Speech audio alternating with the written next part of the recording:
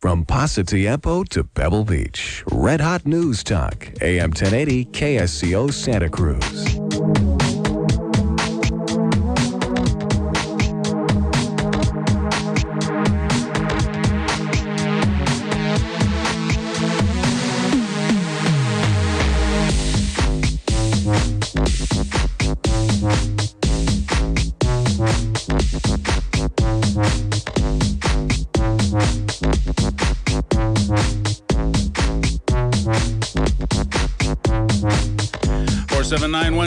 You're listening to Flight 1080 KSCO Santa Cruz. 831 is the area code. Your text messages can be sent to 218-5726. That's 218-KSCO. DM at KSCO.com. Follow us on Facebook and Twitter at Flight 1080.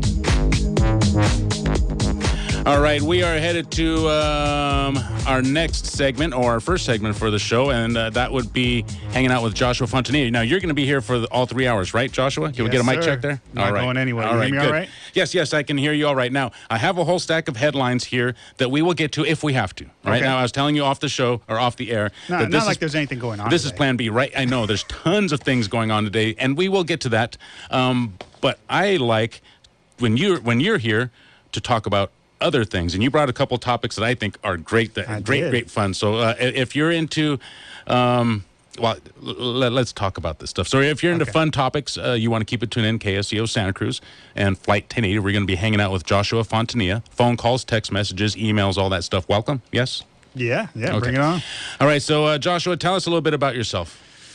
Well, I think I mentioned last time that, I don't have any professional training in when I come, we discuss theology. Mm-hmm. That's my big thing. Mm-hmm. The Bible. I'm a Bible believing Christian. I don't have any formal theology training. I'm just not. I'm not an academic, that kind of thing. But I do like to research, and I think what is more important than who I am is the material that I present, whether or not it can be validated, whether good sources are backing it up, those kind of things. And so that's where I base my arguments. Okay, and we can find out more about you where? Yes, I have two websites. One is evidenceforgod.org. That's the number 4, evidenceforgod.org. Okay. And all the Bible study topics are there. There's videos on various topics. Everything that we have discussed, and probably everything we will discuss today, is going to be on there. Yeah. Really? Yeah. Okay, because we're going to discuss some really cool stuff coming up. Oh, yeah. And then the other website is hiphopconservative.org, and that one's political. I also bring the Bible angle in there because Bible prophecy relates to what's going on in the world today.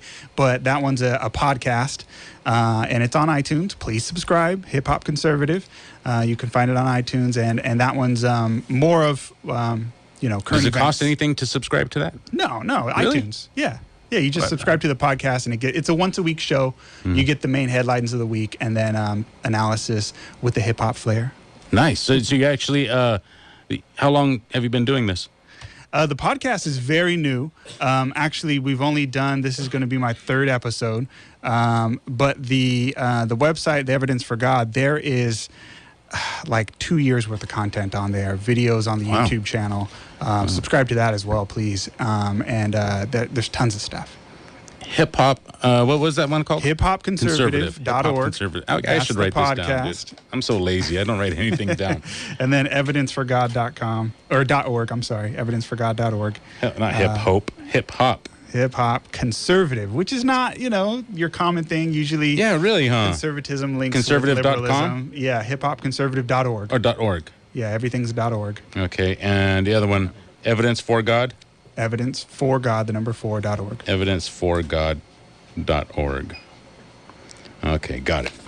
All right, Joshua. So let's talk. What did you bring in? You brought in a couple topics that got me kind of excited, and I think the audience will appreciate these. I did, and I think they'll flow together. The first one, though, and this is almost the kind of day where you wish you had a... what do they call it? Rush calls it the ditto cam. Because I have some pictures, but I'm going to show you. Oh, you know what? If you want to save it for the 5 o'clock hour, we could set up a camera. Really? Yeah. Well, I'll show you for now, and then you can put it on later. Right. But I mean, it's not. We just describe it to the audience. Okay, all right. That kind of thing. It's not that big of a deal.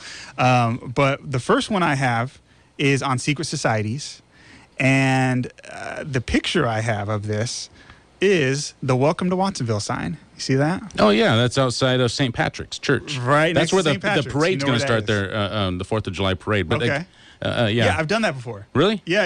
I used to work for a church out there in that area, and we That's where we they did the start. parade. Yeah, they start right there. Yeah, so you know what I'm talking about, Oh, right under those yes, trees. There's a absolutely. Welcome to Yes, Watsonville. yes. And do you recognize that blue circle?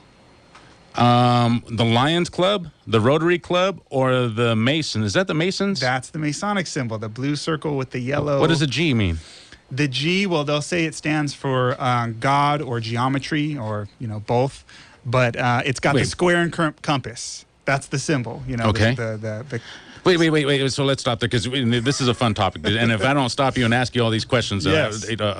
let's stretch this out and have some fun. So Yeah. G means either God or geometry. geometry. And you're sure about this? Yeah, well, I mean, if you think of the idea of what a mason is, Right. I mean, a that's Freemason, it's a builder, right? Yes. So the idea and their view of God, and I'm being very general, but their view of God Sure. is of the greatest builder. Yeah, who sure, built the absolutely. universe, right? Yes, the greatest So- constructor, the greatest Exactly, construction the great ever. architect, The great they might architect, say, the right? greatest of all time. Exactly. That's Yes. why. So their symbol, they got the compass and square, which are tools that you would use traditionally in Sure. building. Absolutely. And then they would say God is the great builder. So the G is it can be for God or geometry. Okay, I believe. But they believe. link together. Sure, Yeah, does that make absolutely. sense? I can see how that connection, and especially from an architect, right? Yeah. How they would make that connection. Yeah.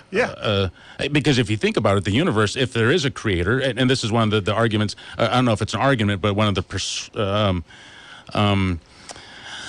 persuasions that they try to use on you is that the universe is beautifully constructed. Yes. Right? I mean, it is constructed by the most supreme architect ever.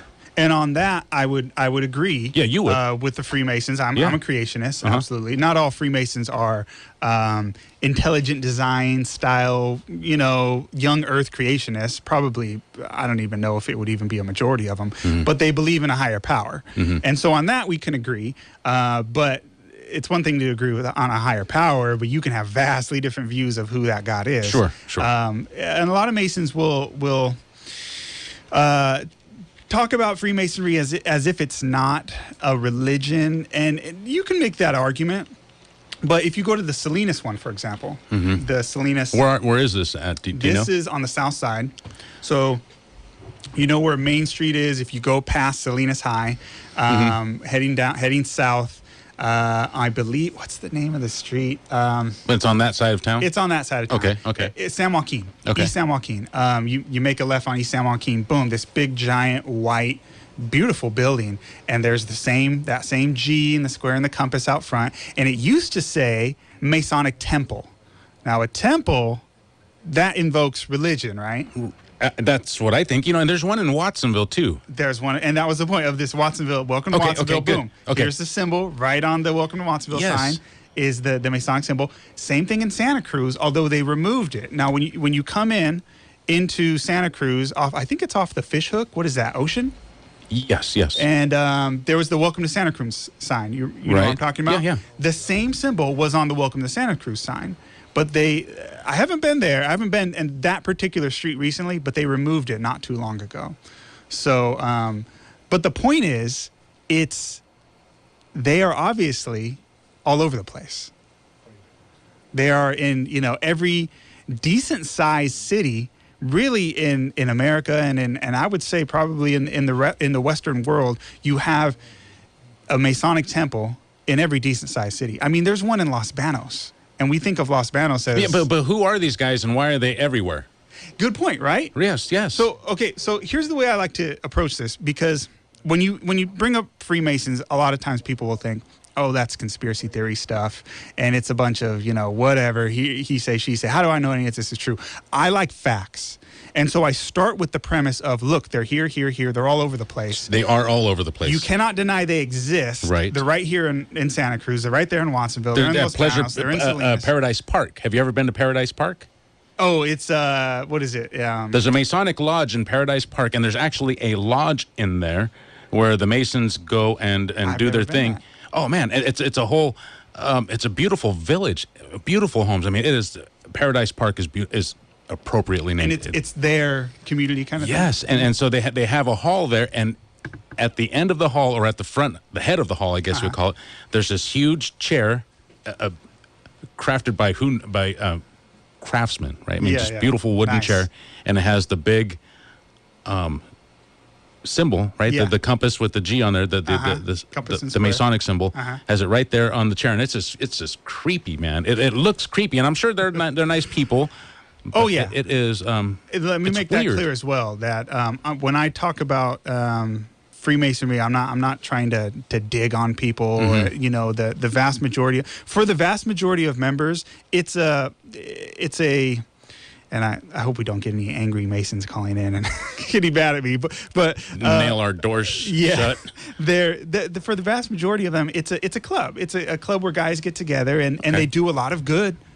They do a lot of good. Sure. But the question is, they are all over the place. So, okay, give you another example. Here's another picture for you, and you have to be the audience's eyes. Tell me. Okay. I see a white hat, and on the front of that hat is a Freemason symbol. I guess that's a Freemason. That is. It says Jay-Z Rockefeller Records. Is he selling that? That is a hat from Rockaware.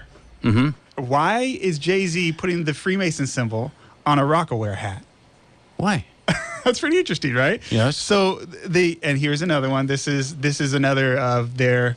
This is a shirt now, and it has Master of the Craft on it. And it has all these Masonic symbols on it. Right, like the pyramid, right? I see a pyramid. But it's. Do I see the seeing eye too? The seeing eye on the top. Right. Right, and it says Master of the Craft, but it's Rockaware.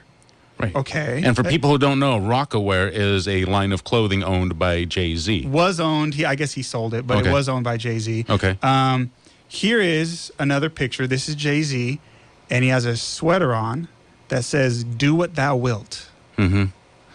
Now, the next picture is a book about a man named Aleister Crowley. Do you know who that is? Witchcraft, right? Witchcraftery? Yes, he's a big. He was called the most wicked man. He's a big Satanist. Okay. And the name of his book, or about his life. What's his name again? Aleister Crowley. Aleister Crowley, okay. The book is called "Do What Thou Wilt." Okay. And his whole thing was, that's the whole, forget the 10 Commandments, just do what thou wilt. So Jay-Z is here with this "Do What Thou Wilt" shirt on. And he's very famous, Aleister Crowley. He was on a cover of an album from the 60s. Probably Black Sabbath did. The Beatles. Oh, the Beatles? The Beatles. Oh, are we having sound? No. Okay. Can you hear me all right? Yeah. Okay. So, Aleister Crowley, let me see here. Does that change anything? Okay. Okay, here we go. So, Aleister Crowley, here's another picture of Aleister Crowley, and we'll put these up, and they're all on the website, I do a whole video on this. Okay. But it's a picture of Aleister Crowley in his full Masonic regalia. Okay. So here you have a guy who's a Satanist who was also involved in the Masonic type of brotherhood, right? Mm-hmm. And then you have Jay-Z, who's got Masonic symbols, but then he's got this Aleister Crowley Satanist thing. I'm just trying to get you guys to see the idea that this type of influence is in high places in Hollywood. Here's another picture of Madonna with the... Oh, yeah. I love that movie. That was from Desperately Seeking Susan, right? She's in that's the scene. That's a famous scene when she's in her leather jacket. It's got the pyramid on the back, and with the all-seeing eye on top. With the all-seeing eye on top, yeah. So you see these symbols all over the place, right? Okay, here's the craziest. Well, you know what?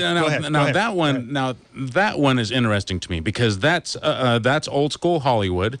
That's before the Masons became this big kind of conspiracy phenomenon, which they are, right? So when you talk about secret societies, you talk about the Masons, you talk about Illuminati, the Bilderbergs, the what's their names, and all those guys, right? But those are the bigger names. So now it's just kind of hip to do that kind of stuff. But old school, when you're talking old school things like the Madonna movie, early 80s. Yeah, that's... give me more examples. Okay. Here's the craziest one. This is from the Statue of Liberty, and anybody can Google this. Well, I DuckDuckGo it. I'm not a big fan of Google, to be honest. You know you can live without Google. Did you know that? You know what? I tried DuckDuckGo the other day, and it did work. It works fine, but it's just a habit of it's just like a habit, right? To go to Google. I know. I've used DuckDuckGo now for like 6 months, and my life has not ended. So I'm just saying. I'm just not a big fan of giant control everything corporations, but that's just me. Okay. Google it if you want. And DuckDuckGo will work too, so you can go to images. Yeah, okay. and I don't get any money from DuckDuckGo. You know what I don't like about that? I just like that they don't. I think they don't like sell all your data. I don't like the hard consonants in there. Right? Yeah. Duck, go. It's like speaking German or something. Google's such a better name. Yeah, Google is nice and rolls right off the tongue. Totally. DuckDuckGo just doesn't. Yeah. Okay, but anyway. Another example. Here we go. So you do an internet search, whichever provider you like, right. on the Statue of Liberty plaque. Okay. So there's a plaque on the base of the Statue of Liberty. You know, it's sitting on a giant, pedestal, table right? kind of pedestal. That's right. the word. And on it, there's a dedication. Plaque that says the day that it was done. You see it. And on the bottom, you recognize the Masonic right? symbols. The two of them. Are they always with the G and the compass? Usually, not always, but usually. Let's explain for those of our listeners who maybe are not familiar. What does a compass? This is the one that we used to use in kindergarten, right? To draw our circles. Yes. Draw the perfect circles. We think of that one's easy to think of. Right. And so this is on the top. On the top, and the pointy the part that you hold with your fingers, that's at the top. The open parts are at the bottom. Yep. Right. Yep. And then from underneath is like a V shape. And that's a square, but we would think of it as like a carpenter square. Yeah, it's like if you were to imagine a ruler that's bent at a 90-degree angle, and so it looks like a wide V. A carpenter square. I'm thinking everybody knows what a carpenter square is. Yeah, you're right. Like a wide V or a right angle. Right? So you end up having basically like a square that's set up on one point. From these two things, sure. Anyway, and then the G's in the middle. But the symbol is right there on the Statue of Liberty on the bottom, and it says on the bottom that it was dedicated Masonically by Grand Master of Masons such and such on such and such day. Okay, now Statue of Liberty, that's kind of a big deal. If you or I had a club, right? Let's say we just started the KSCO club hip hop conservative. Yeah, club, we started some club, and we were saying, all right, I want to put my symbol of my club on the Statue of Liberty. You think they'd let us? No, absolutely not. But so the Masonics have been around since the founding fathers were members of the Masons, weren't they? Here's the next picture.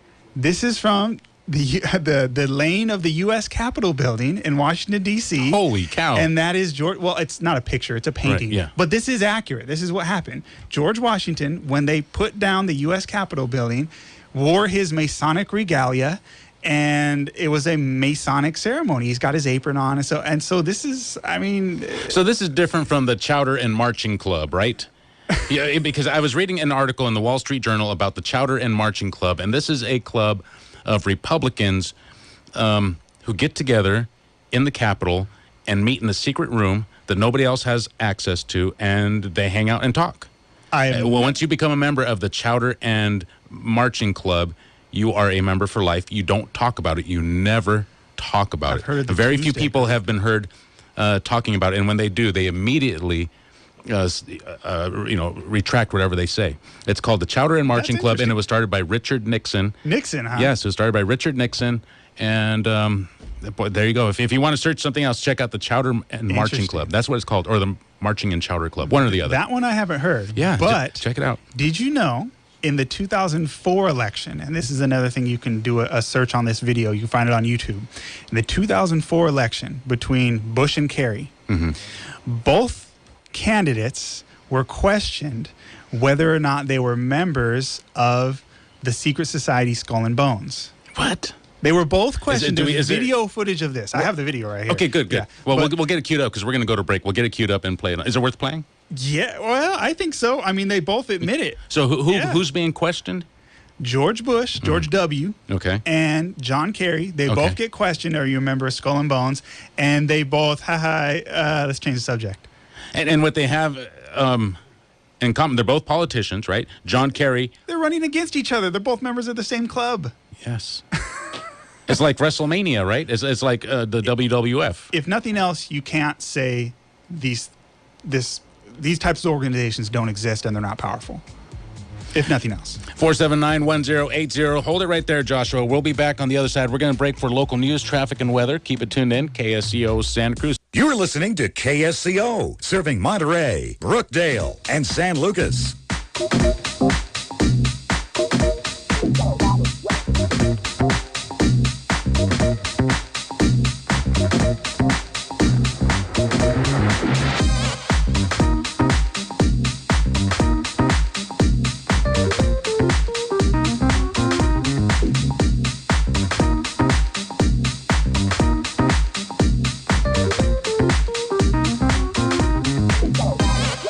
Four 479-1080, DM at KSCO.com, 218-5726. Get in contact with us. We're hanging out with Joshua Fontanilla today, and we are talking, what are we talking, Joshua? Are we talking secret societies? Are we talking fantasy? Are we talking, what are we doing? Yeah, something like that. All of it? Probably a little more from column A than column B, I'd say. I think it's fascinating. I've always loved this kind of secret society stuff. So right now we're talking about the Masons, right? The Masons. And there's evidence of the Masons everywhere you look. They're all 479-1080 again. 831 is the area code. If you want to get in with us, 831-479-1080. 831-218-5726.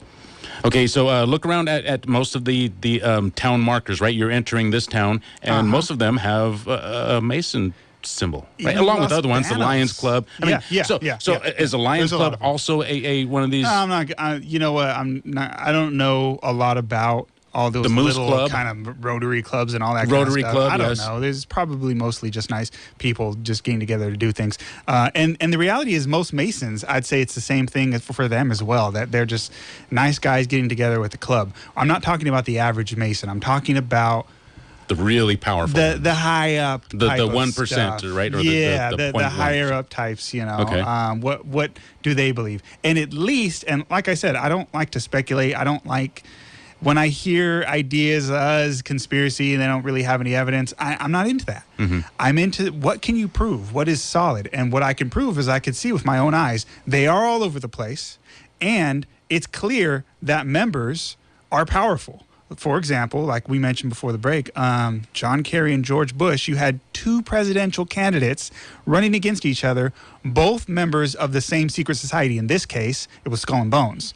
But all these secret societies, they're like, I don't.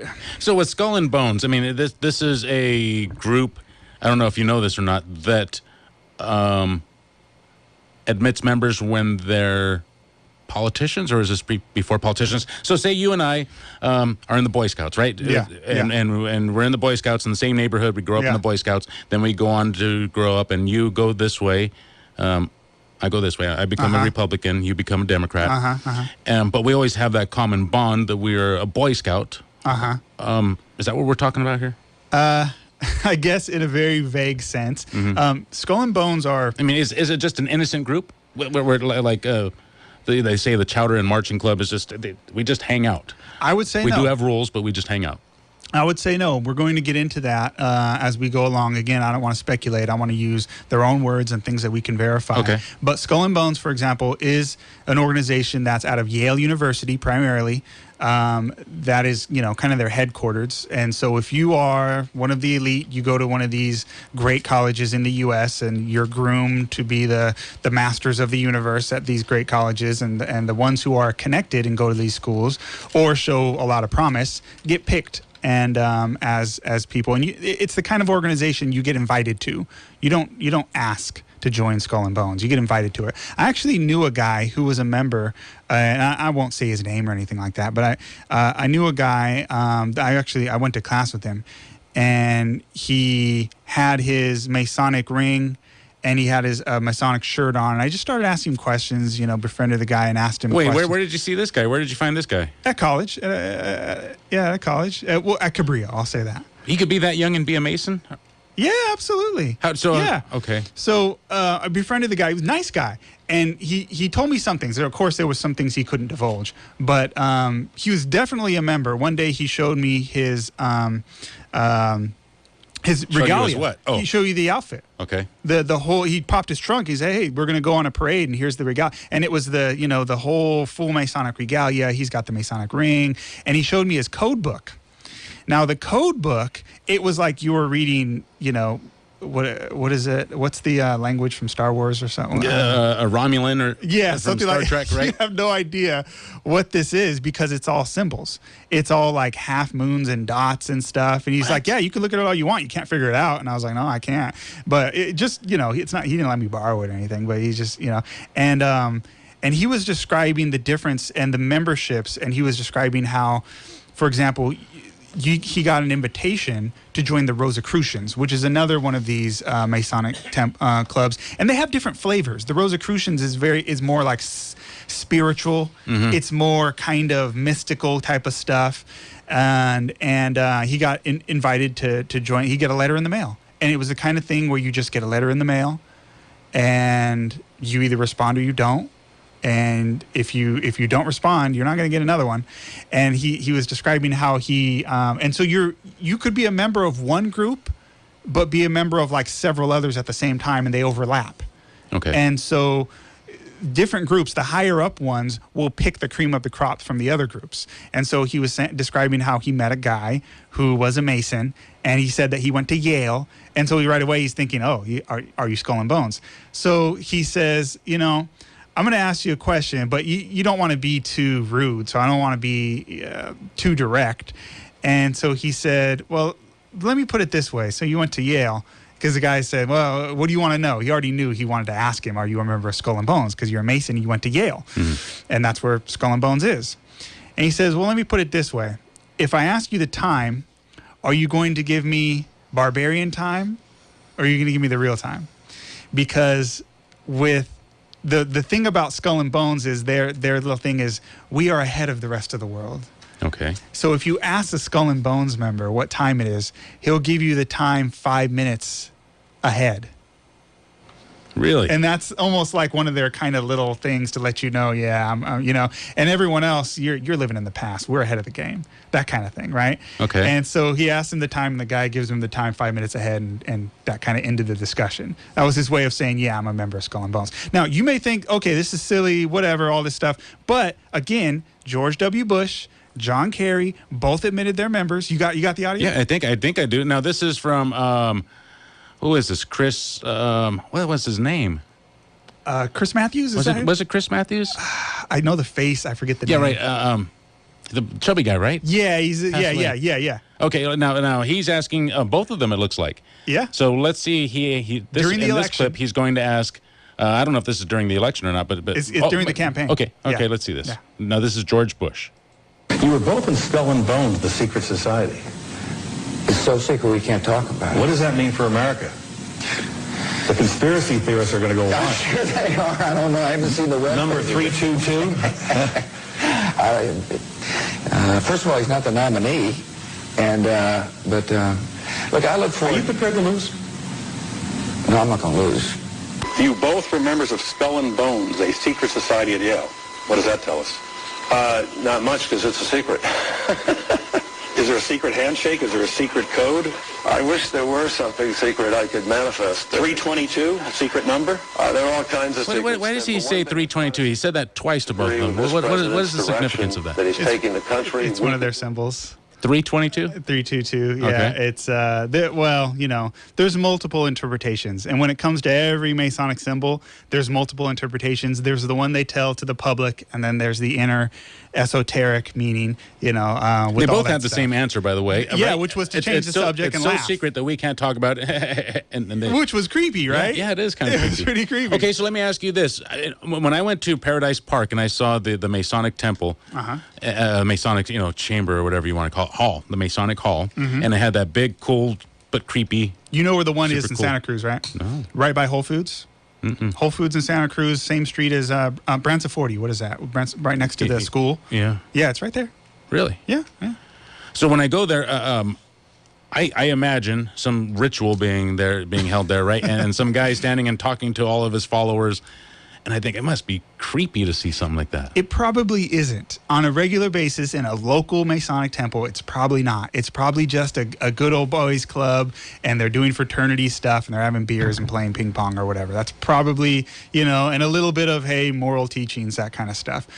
But again, we're not talking about the average Joe. Mm-hmm. We're talking about these people who are at the very height. And what are they hiding? I mean, think about the fact these are two guys running for president of the United States. I mean, they're looking into every bit of your life, right? Mm-hmm. I mean, what you told your kindergarten teacher, whether you stole milk or something in kindergarten, they're looking at everything. But when it comes to that, they ask the question on national, air, live, media, news, hey, you're a member of Skull and Bones. Yeah, but we can't talk about it. So what does that tell you about their loyalties? Who are you more loyal to? The American people and your job that you're running for as president, or this secret club that we are not allowed to know about? At the least, you have to admit they exist and they're powerful. At the least. The question then is, yes, what is behind? What are they hiding? What do they believe? Is there something nefarious, or is it just a nice club? So that goes into, we start looking at their writings and what they actually say. Now, again, everything we've said so far, I've been able to back up. This is solid stuff so far. All right, let me give you a quote. Now, this is going to blow your mind if you live in Santa Cruz, and if you are, I don't want to offend, but if you are, let's weird, say, smelly, if your beliefs are New Age. Okay. New Age, right? Yes. That's kind of, I'm spiritual, but I'm not religious. Right. That kind of stuff, which there's a lot of nice people who are like that. Sure. I know people who are like that. Sure. I'm not trying to knock at anyone's character. But generally, if you have that kind of religious view that you're kind of New Agey, you would also politically probably not align yourself with George W. Bush, right? I mean, usually, if you're New Agey person from Santa Cruz, you're probably not going to agree with George Bush when it comes to politics. Probably not. Right? Okay. Did you know that the Masonic magazine, the official Masonic magazine, the name of it was entitled The New Age?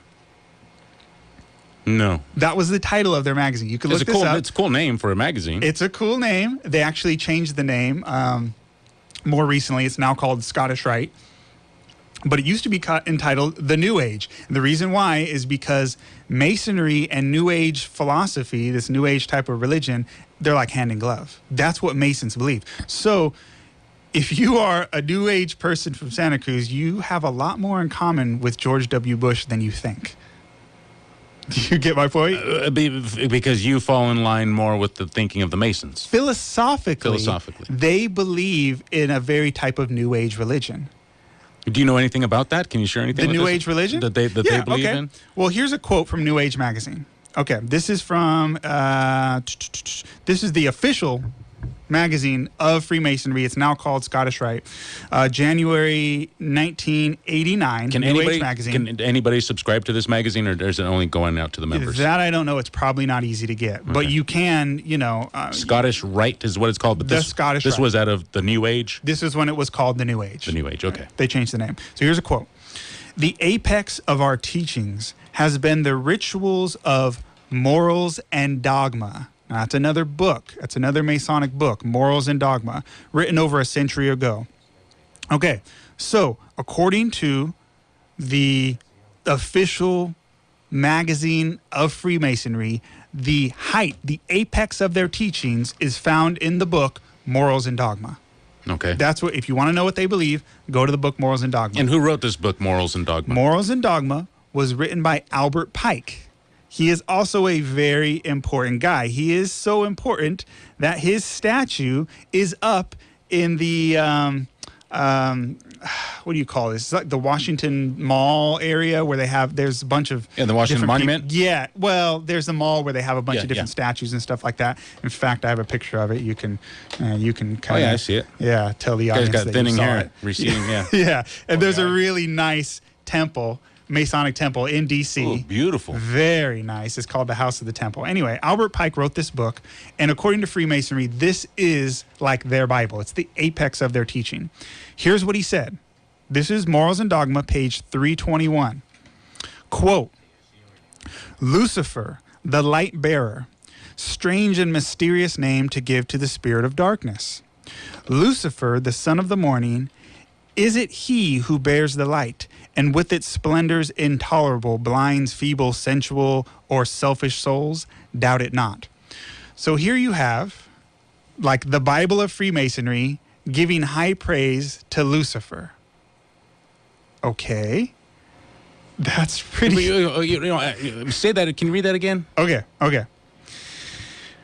Lucifer, the light bearer. This is Morals and Dogma, page 321. Lucifer, the light bearer. Strange and mysterious name to give to the spirit of darkness. So there's a little bit of rhetoric there where he's saying, why would you call the spirit of darkness Lucifer? Right. He's not. In other words, he's saying that's not the spirit of darkness. You get the idea? Yeah. Okay. Lucifer, the light bearer, strange and mysterious name to give to the spirit of darkness. Lucifer, the son of the morning, is it he who bears the light? In other words, he's not of darkness, he's of light. Is it he who bears the light, and with its splendors intolerable, blinds feeble, sensuous, or selfish souls? Doubt it not. So he's saying Lucifer is the one who's bringing the light. He's not the spirit of darkness. Do you get the idea? Doesn't the name Lucifer mean... I get the idea that he's saying, hey, you guys should name this dude something else because the name is not fitting on this guy. Yeah. Okay, well, let me give you another quote. I don't see anything...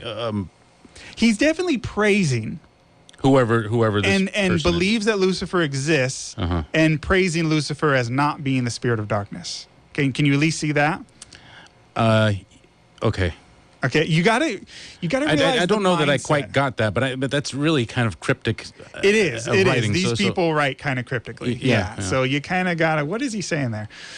You gotta keep in mind the mindset here of an organization that holds secret knowledge as being very powerful, and holds it close to the chest.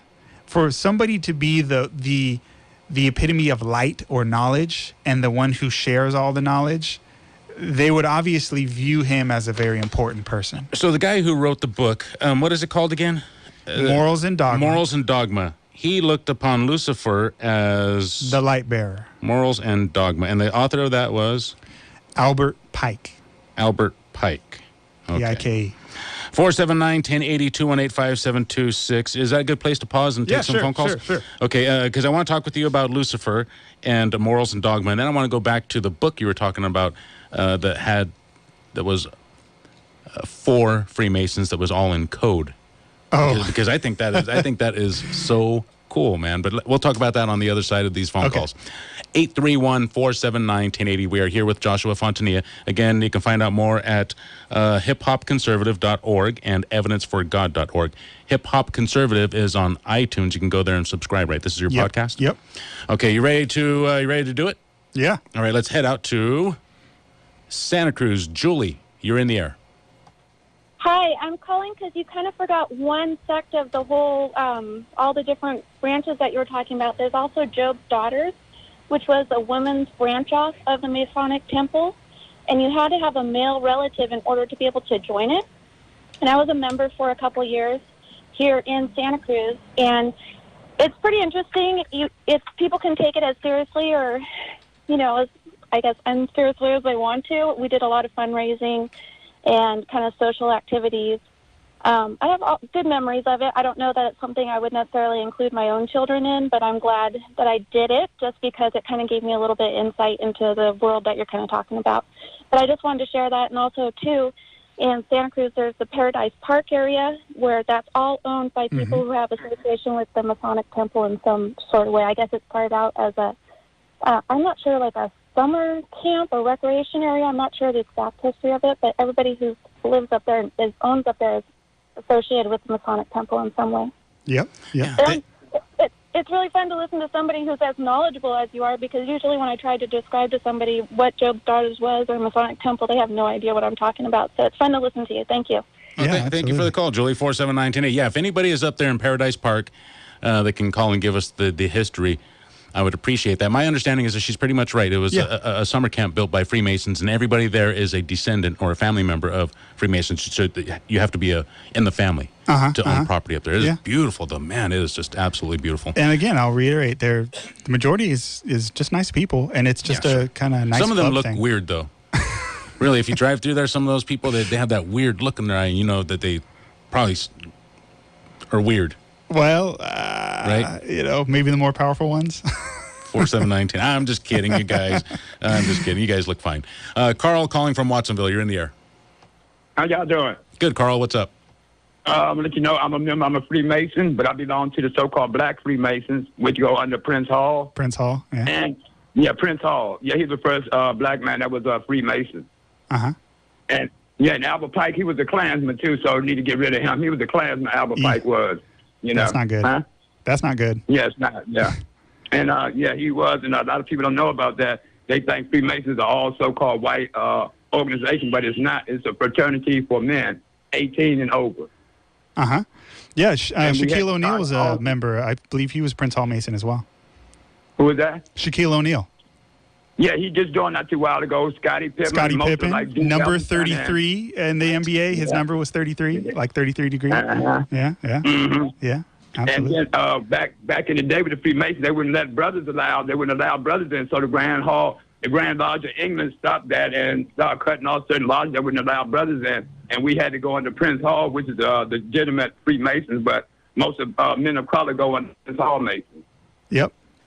Wow, thank you for the call. Albert Pike was the Klansman, so we don't need Albert Pike, man. No. I hear you. I wouldn't Thank you embrace for the it call, Carl. 479-1080. Another call from Watsonville. This is Ethan. You're in the air, Ethan. Hey, how you guys doing? Good. What's up? Good. Not much. The suspense is killing me. You read page 321, but what's on page 322? Yeah, I'll give you. You were waiting for the next quote? Well, the 322 seems like an important number, and you recited 32 from 321. So the suspense is killing me. What's on the next page? Interesting. Thank you for the call, Ethan. We're coming up on a break, so 322. We'll talk about the significance of that, and also I got. You can interact with us on Facebook and Twitter as well at Flight 1080. So that's Facebook.com/Flight 1080. On Twitter, it's at Flight 1080. This one comes in and says, my great-grandfather was the president of the Masonic Lodge in Hanford, California. 32 means 32 second-degree Mason. Mm-hmm. The other two, I don't know. I've never been to Yale. There is a lodge in SoCal Village also. Yeah. And I think he doesn't agree that these guys are New Age. He seems to be that kind of irked him, that comment. Well, I mean, that's what they named their magazine. Bohemian Club is connected to the Masons by default. Is that true? Is there something there? Yeah, there's definitely connections there to the Bohemian Club. Yeah. So we'll talk about that, the significance of what was he asking about, 322? So okay, we'll talk about the significance of that as well as some of the others numbers associated with the Masons. This is great, dude. This is fantastic. Interesting. And the evidence, again, is all around you. Now, Josh is not making this up. Just go and look at the welcome sign at your city limits, right? Yeah. Most of your city limits will have that Mason sign up there. Who the heck are they? We'll talk about it on the other side. KSEO Santa Cruz, Joshua Fontanilla hanging out with us. If someone should ask, tell them you heard it on AM 1080 KSCO.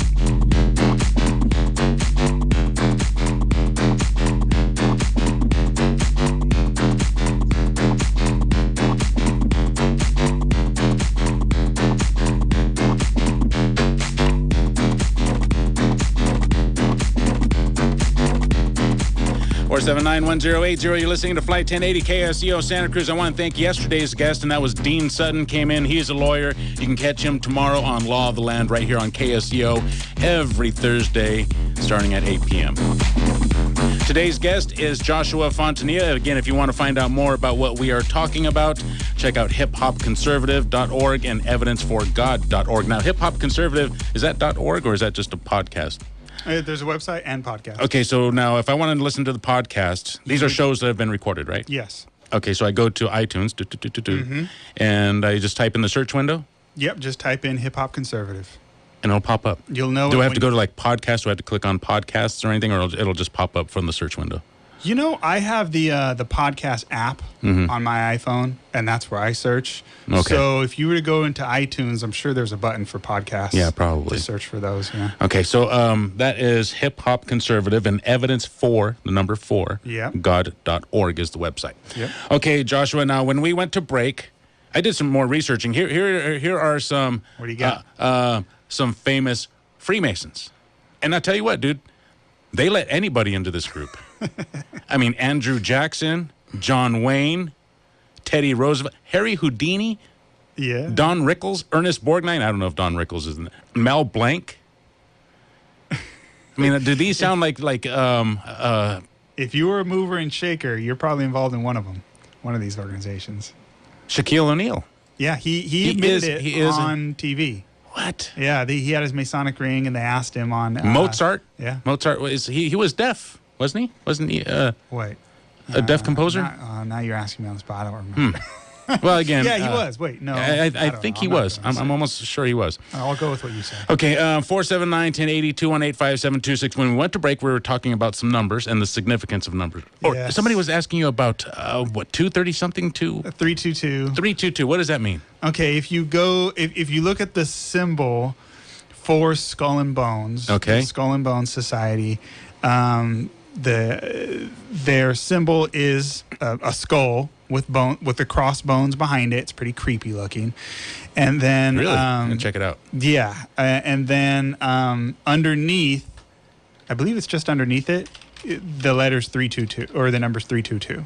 Now the history that they give is this is one of those facts that I learned and kind of only half remembered because it doesn't really matter, but people are interested in these kind of, what does this mean?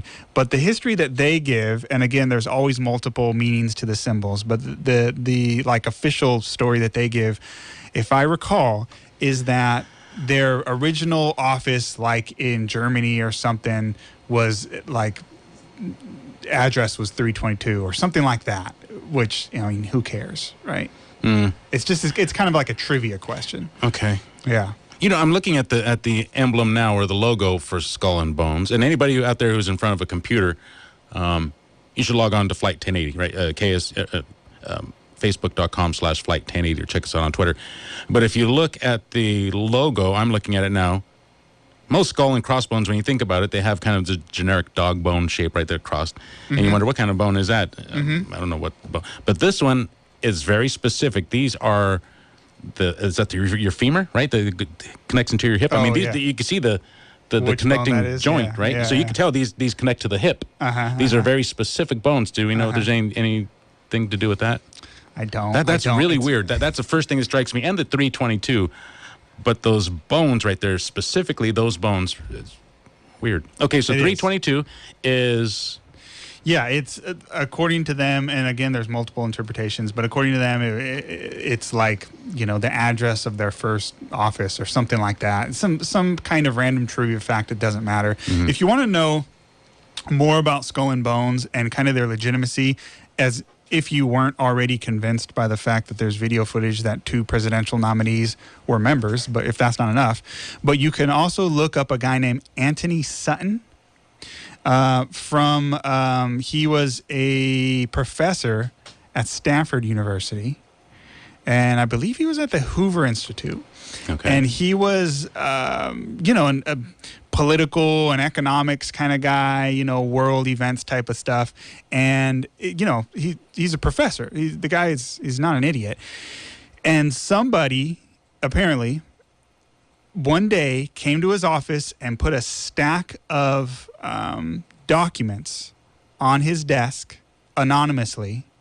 And so he had all these documents and records about the workings of Skull and Bones and their workings with the U.S. and Russia during the Cold War and the connections between the two, and just like all these documents behind the scenes. And he's written books on the subject, and he's passed away now. But it's pretty interesting stuff, because he's got this is not.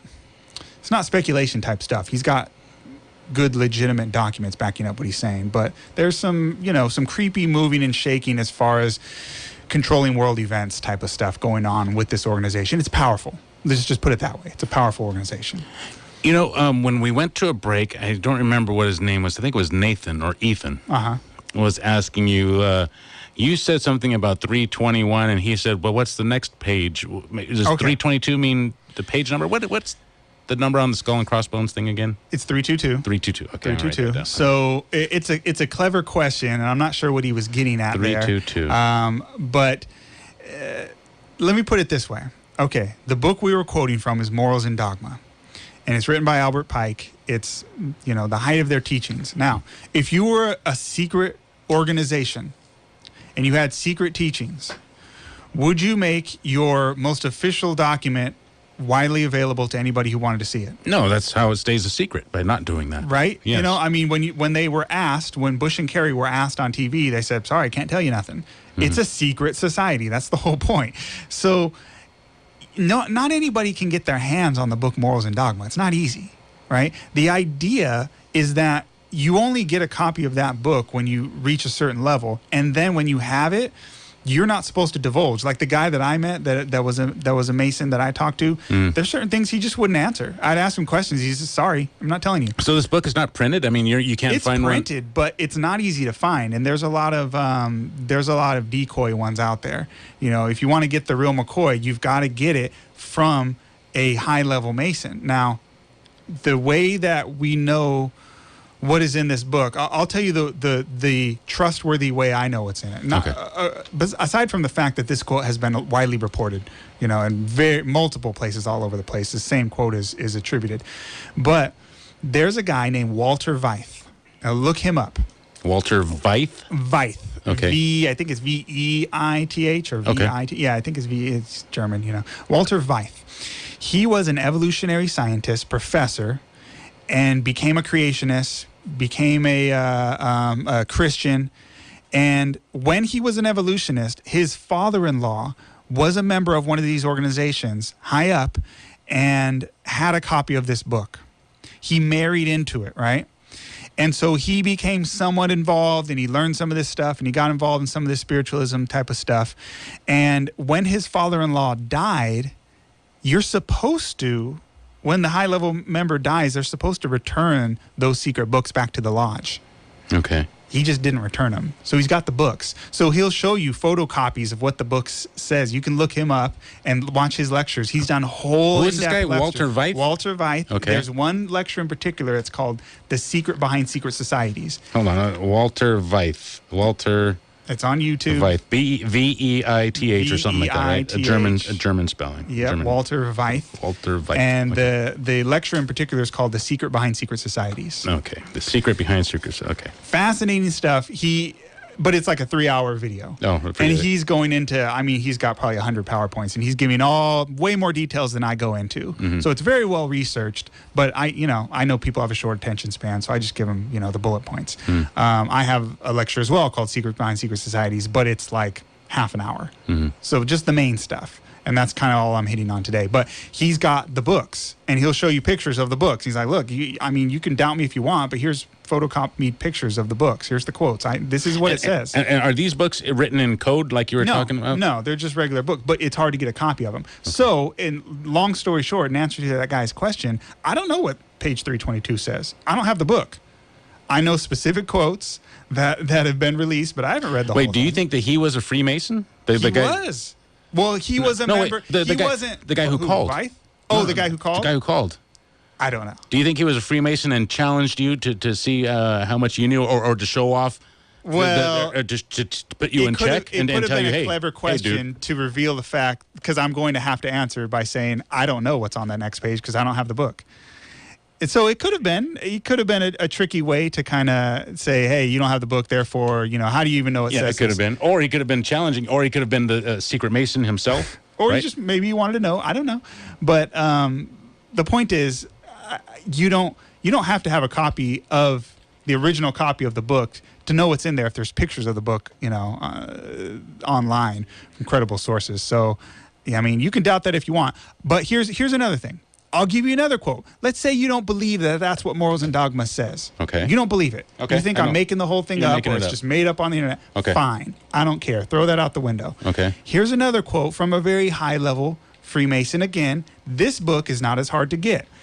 This is Lost Keys of Freemasonry by Manly Palmer Hall. Manly Palmer. What a great name. What a weird name. Manly. Yeah. Just name my child Manly. But anyway, okay. So this is from Lost Keys of Freemasonry, page 48. Here's what he says. Quote, when a Mason learns that the key is the proper application of the dynamo of living power, The seething energies of Lucifer are in his hands. Do you want me to go over that again? Yes. Okay. When a Mason learns that the key is the proper application of the dynamo of living power, the seething energies of Lucifer are in his hands.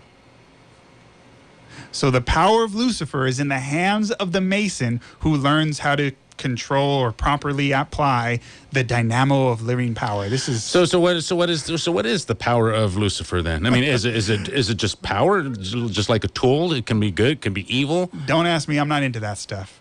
When Lucifer gets involved, I lose interest.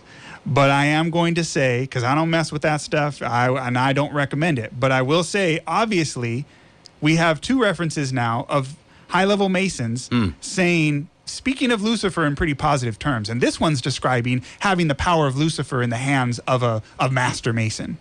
479-1080, you want to get to some phone calls? Is that a good place to pause? Sure, Can you ahead. hold it right there? 218-5726, DM at KSCO.com. Let's do one text message, and then we'll get to the phone calls.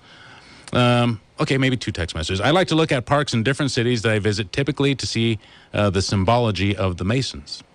Again, they're everywhere. Yeah. 218-5726, DM at KSCO.com. Beethoven was deaf at the end of his life. Mozart was not deaf at any time. Okay, well. Okay, I knew one of them was. I'm glad I didn't commit to that. All right, let's get out to Watsonville. Gary, you're in the air. Gary from Santa Cruz. Oh, sorry about that, Gary. You're in the air. Oh, that's okay. Hey, very interesting show. When you mentioned, your guest mentioned Scottish Rite, it rang a bell. I used to do a lot of work, some work up in Paradise Park. One of their streets is named Scottish Rite.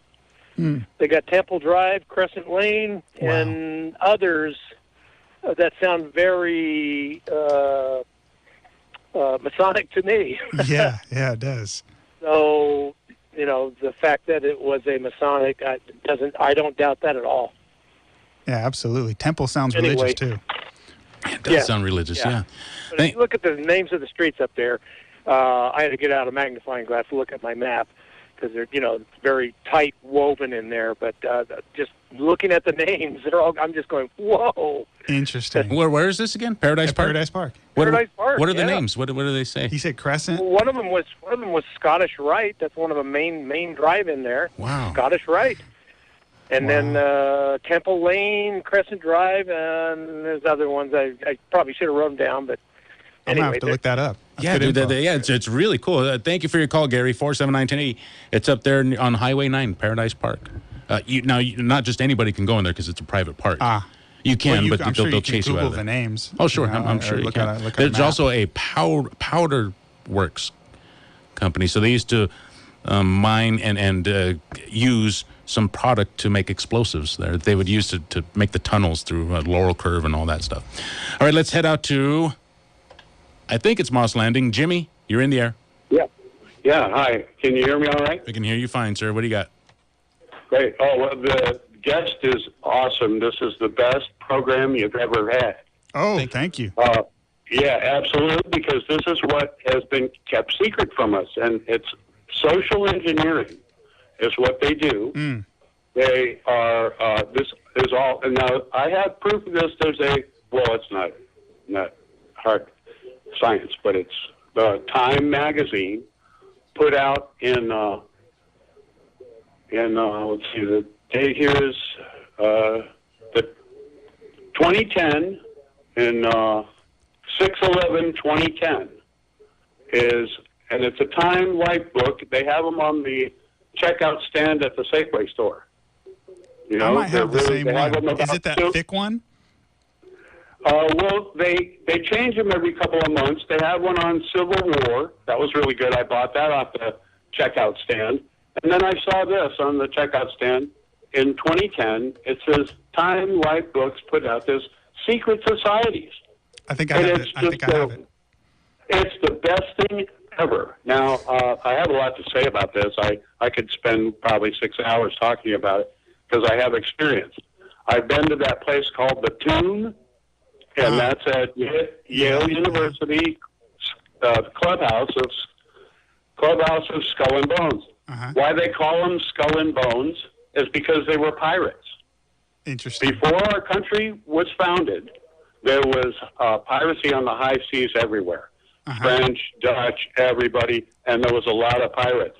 Now, the pirates came out of the persecuted people in France. They were hanging them left and right. It was the incursion. And so they had come over here, and there were a lot of pirates. And that's why their little secret club was called Skull and Bones. Interesting. Thank you for your call, Jimmy. 479-1080. You can call back on the other side of the break if you want, but we got to head out to a break. But before we do, I have somebody here who knows a little bit more about Paradise Park. I think her name is Susan. You're in the air. Yeah, hi. Paradise Park is Masonic, and you have to be a woman Mason or a daughter of a Mason. And something, I can't remember, it's something like Daughter of the Eastern Star or something. Order of the Eastern Star. Order of the Eastern Star. You can't live there. You can't buy there unless you have that. Now, it's possible to get it without having been born into it. I know that much. But the Masons go back, thousands of years already, a couple of thousand years maybe. And it's not very much of a mystery anymore, but they've been around for a long time.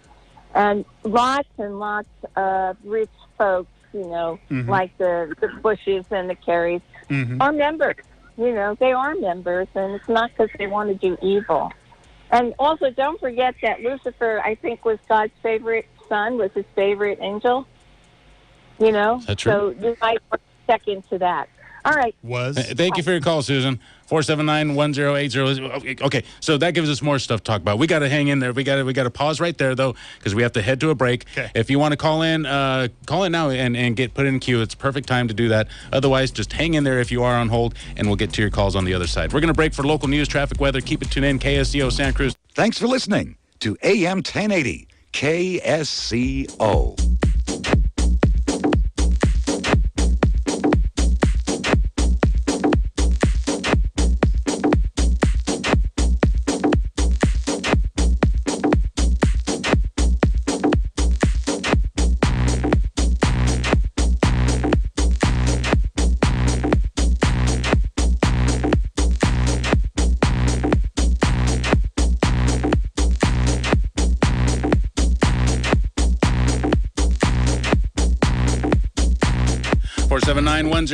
That's 831-479-1080, 831-218-5726 with your text messages, DM at KSCO.com. Follow us on Facebook and Twitter at Flight 1080. Joshua Fontanilla is joining us for today. hiphopconservative.org, evidenceforgod.org. Go to iTunes, search for podcasts, and type in Hip Hop Conservative. Got that right? Yes, sir. You got it. Joshua Fontanilla joining us. This is a fun topic, Josh. I told you this is great. It's good stuff. It's good stuff. It's fun. I like it. That's some interesting calls. Okay, yes. We got more on the way, too. 479-1080 if you want to get on board. Anything else you want to cover before we get to phone calls? Well, I mean, we could respond to that last call there, the whole thing about Lucifer. And let's do that. But let's get to Phil's phone call first, and then we'll, after him, maybe we'll read a couple text messages. Okay, so Phil is calling from Santa Cruz. Thank you for your call, Phil. You are in the air. Hey, how's it going today? Good. What do you got? So I just wanted to kind of chime in on this whole concept of Lucifer being involved with the Freemasons and whatnot. So something that happened involving the concept of Lucifer back in the 1400s is that it actually got turned into its own form of thought, kind of like in a way you could think of Satanism as a form of thought. Lucifer is, in devil worship, considered one of the four faces, and it directly basically intertwines with the quest for knowledge, which was obviously something that the Freemasons have always kind of put out there on a surface level. From personal accounts, I just wanted to say that I have family that has been incredibly high-ranking Freemasons over the past couple of generations, and there definitely is a true level of occultism that coincides with this. It's not really about any sort of Christian view of what devil worship is and like forbidden knowledge. It's more so just, more so coinciding with the idea that knowledge is power, and power being one of the key elements of the Freemasons, just through, what would be the right way to word it? Anyways, You know what I'm talking about. The occult. That's a very good word to use. Yeah, the occult. Yeah, it's exactly what it is. From both sides, being the Luciferianism to the Freemasonry. I mean, it's really interesting when you get to hear some stories about what goes on the inside when someone's on their deathbed, and especially when they have like a 15 to 20 plus level title in the Freemasons. Yeah. Yeah, you get to hear some cool stories when you do hospice. Hey, Phil, do you know anything about the levels of the Freemasons? You said 15th, and now I heard 32 or 33rd level. What is the deal with the levels? So basically, inside of the Freemasons, there's lots of stuff that's accessible on a public level. You know, you have to be invited and whatnot, and there's these different levels of basically public service that you do, but it hits a certain point where, based on your level of power in society, you know, I'm not trying to get all conspiracy theory or anything like that. I'm really against that. But more so just involved with the ritualistic side of the whole process. Like, you need to remember that Aleister Crowley is one of the biggest bridges between those two worlds in modern culture. Yes. Yeah. He was directly in line with a lot of that, quote-unquote, occultism involving Luciferianism Yes. and the teachings of a guy named Conrad Robbery, who is the person who kind of coined Luciferianism in the 1400s. So, yeah. Anyways, I don't have too much more to say, but I'll leave it with a quote from Conrad Robbery, which is, "He who stands upon the highest pyramid of skulls shall see the furthest." Damn, boy, that's crazy. Thank you for the call, Phil. Who said? Oh, I forget already. Albert Einstein? No, it wasn't Einstein. That's Holy for cow! sure. What? He who stands on the biggest pile of skulls sees the furthest. That's that's pretty creepy. There was a lot there. There was a lot in that call. Facebook, there was. Yeah. Go ahead, but I want to respond to some of that. Okay. The highest anyone has achieved is 32. We do not know. We. Okay. Hear that? We. Okay. We do not know the 33ers.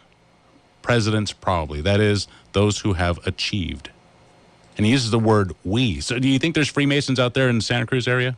Well, there's a temple. I mean, so there has to be. They wouldn't have a Freemason temple in town if there wasn't any. So all right, let's talk about the last call, because he did say some crazy. Yeah, I like the way you put it, where he mentioned the occult, and the occult is it's really just another way of describing the New Age. Mm-hmm. They're very similar. We're talking about spiritualism. We're talking about a belief in the supernatural, but detached from Christianity. Kind of what used to be called, paganism, for just kind of in generic terms. And paganism is what? Just basically, I mean, you don't believe in a god, right? I mean, it's usually used in like a negative term when you're speaking from the perspective of a Christian, but it's basically the other religions of the world. Oh, okay. And they have most religions in the world have things in common. There's similarities, and there's things that tie them together. The Hindus and the beliefs in China and the Buddhism, they all flow together, and that flows into the New Age and the occult. So if you go to an occult bookstore, which I don't recommend, again, I'm a Christian, but do they have those?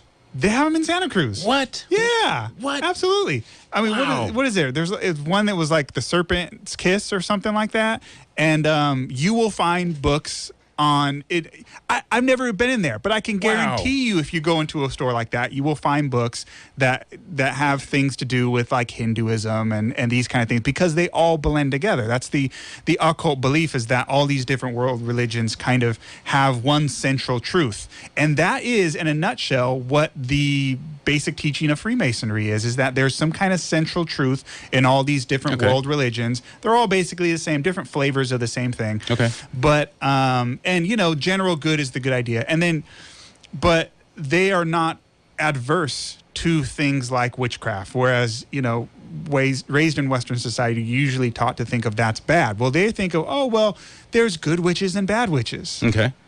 Now, is that not true? I would disagree. I mean, there might be nice people who are deceived in that. Well, if you use your witchcraft skills to do good, right? I mean, first you'd have to believe in witches, and you would say that that's bad because anybody who messes with that's God's territory, right? Is that your thinking? Well, because I mean, if they can heal, then what's the deal? Why would they be bad? Just look at it this way. I mean, think of if they can heal. Okay, well, that's kind of it's a loaded question, but well, if they do it with evil powers, then that's not good, right? Yeah. If you're summoning the demons to help you heal somebody, that's not good. Yeah, exactly. So So where do witches get their power from? From demons. Okay. And they would say Okay, so that is what you believe. from the spirit world is what they would say, right? But the Bible is going to describe that from demons. Now, I'm coming from the perspective of being a Christian. So that's my angle. That's what the Bible is going to say. It's going to say don't mess with any of that. And there's a reason why. But look, if you call it the spirit world, okay, just give you an example. That one lady who called in and she said, okay, well, Freemasonry, yeah, it's around, but they're not really doing anything evil, right? That's what she said. And then she said, and hey, Lucifer, I mean, he wasn't that bad of a guy. He was God's favorite, right? Oh yeah, she did say that. Yeah. You see the angle and the mindset is and not to bag on anybody. That's not what I'm trying to say. Sure. But I'm just trying to illustrate the mindset. It's very well illustrated by that call. Is the idea that, well, it's not really evil, but Lucifer isn't really evil either. And so this is, think of yin and yang, right? This idea that there has to be good and bad. And so they kind of just, you embrace both. Whereas the Bible's saying, hey, that side's dangerous. Don't mess with that. They may sugarcoat it. They may come at a nice angle, but that's how Lucifer comes. He doesn't show up and say, hey, I'm the bad guy. Watch out. He says, oh, God's trying to hide some knowledge from you. I'll give it to you. I'm trying to help. So, look, you can make your own decision on that, but I don't recommend it. Have you ever seen the devil? No. Have you ever seen God? No. Have you ever seen evidence? Well, I'm sure you have evidence of. I've never. Have you ever seen your brain? No. Right? But you have evidence. I tried to turn my eyes. Right? Hold on. Let me see if I could flip my eyes around. No, I don't mean that to be offensive, but you get the idea, right? Right, yeah. I mean, I've never even seen Japan. I've seen pictures. How do I know it wasn't photoshopped? I mean, that's being silly, but the idea is that you have evidence of it, right? And so that's the point. So what happens in Freemasonry and in secret societies and in the occult is that there's an acknowledgement of the spiritual world, that it exists. But as you can see from the quotes we've given and even some of the response of people who say they have familiarity with it, that they kind of view the dark side as, it's not really that bad. Lucifer isn't that bad of a guy. I would say right away, if you had a secret Luciferian society that was evil, how would you present the devil? You'd probably present him in a positive light.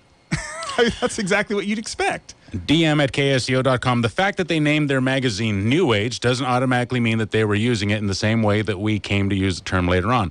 There are common words with common meanings. To say that there has to be a connection is a stretch. And Lucifer means bringer of dawn or morning star or light bearer. Maybe we should be asking the writers of the Bible why they called him that. That's a good point, right? I mean, that is his name. So what's up with that? Well, there's two things in there. Why would you want to distance the New Age from Freemasonry in the first place? If you're saying that it's not necessarily a bad thing, that Lucifer isn't really a bad guy, it means he's the light bearer. Like, it's almost double talk. Hey, the New Age is not necessarily the same as Freemasonry. That's implying that the New Age is bad. But then on the other hand, you're saying, well, Lucifer, he's not really that bad of a guy. So there's kind of this double speak going on. If the New Age isn't a bad thing, then why are you trying to separate it from Freemasonry? And I would say as well that that's not the only evidence that the New Age and the occult is linked with Freemasonry. Not at all. We're going to get to Wayne's phone call, but let's head out to Facebook. Again, you can interact with us on Facebook. Let's see. This guy says, the truth is some in Masonry do not understand the first quote that you opened with. You have the power of Lucifer, meaning do not be like him. Do not use power for evil. He says you are distorting the quote. There is no double speak. You are double speaking. Oh, this guy sounds like a Mason, dude. He responded quickly. Yes, he is not having that. Let me give another quote here. And this kind of shows you the idea. It's hard because if you were from a society that was trying to promote Luciferianism or you believed in it and you know some of this stuff is getting out, or you simply want your members are involved, you're going to present Luciferianism in a positive light. And you'll notice that all these people who are defending kind of the Freemason side will also defend Lucifer as, he's not that bad of a guy. So here's a quote. This is from The Secret Doctrine by Helena Petrovna Blavatsky. Holy cow. Do not recommend reading anything from Blavatsky. This is hey, people may disagree. I'm going to give you my opinion. She was an evil woman. She was a high-level Mason on the woman's side, but she was also hot? She was a Satanist. She was good looking? Well, here she is. That's Blavatsky. Damn. Okay, she's creepy looking. All right. she looks like, she's like the devil's prophet. Anyway, okay, The Secret Doctrine is one of the books she wrote, and here's a quote from it.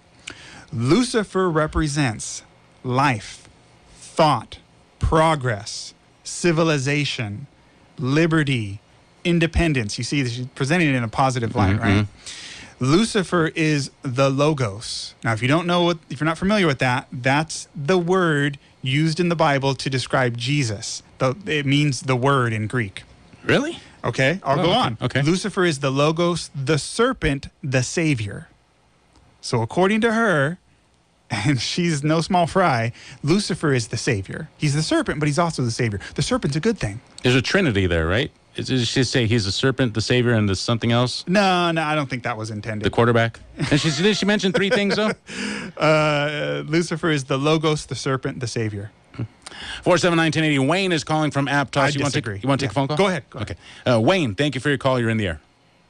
Yeah. I was wondering, I haven't heard the whole program, but has anybody brought up the plaque on the courthouse just to the left of the doors as you go in? No. Those big glass doors? No. Are you talking about the seal, the U.S. seal?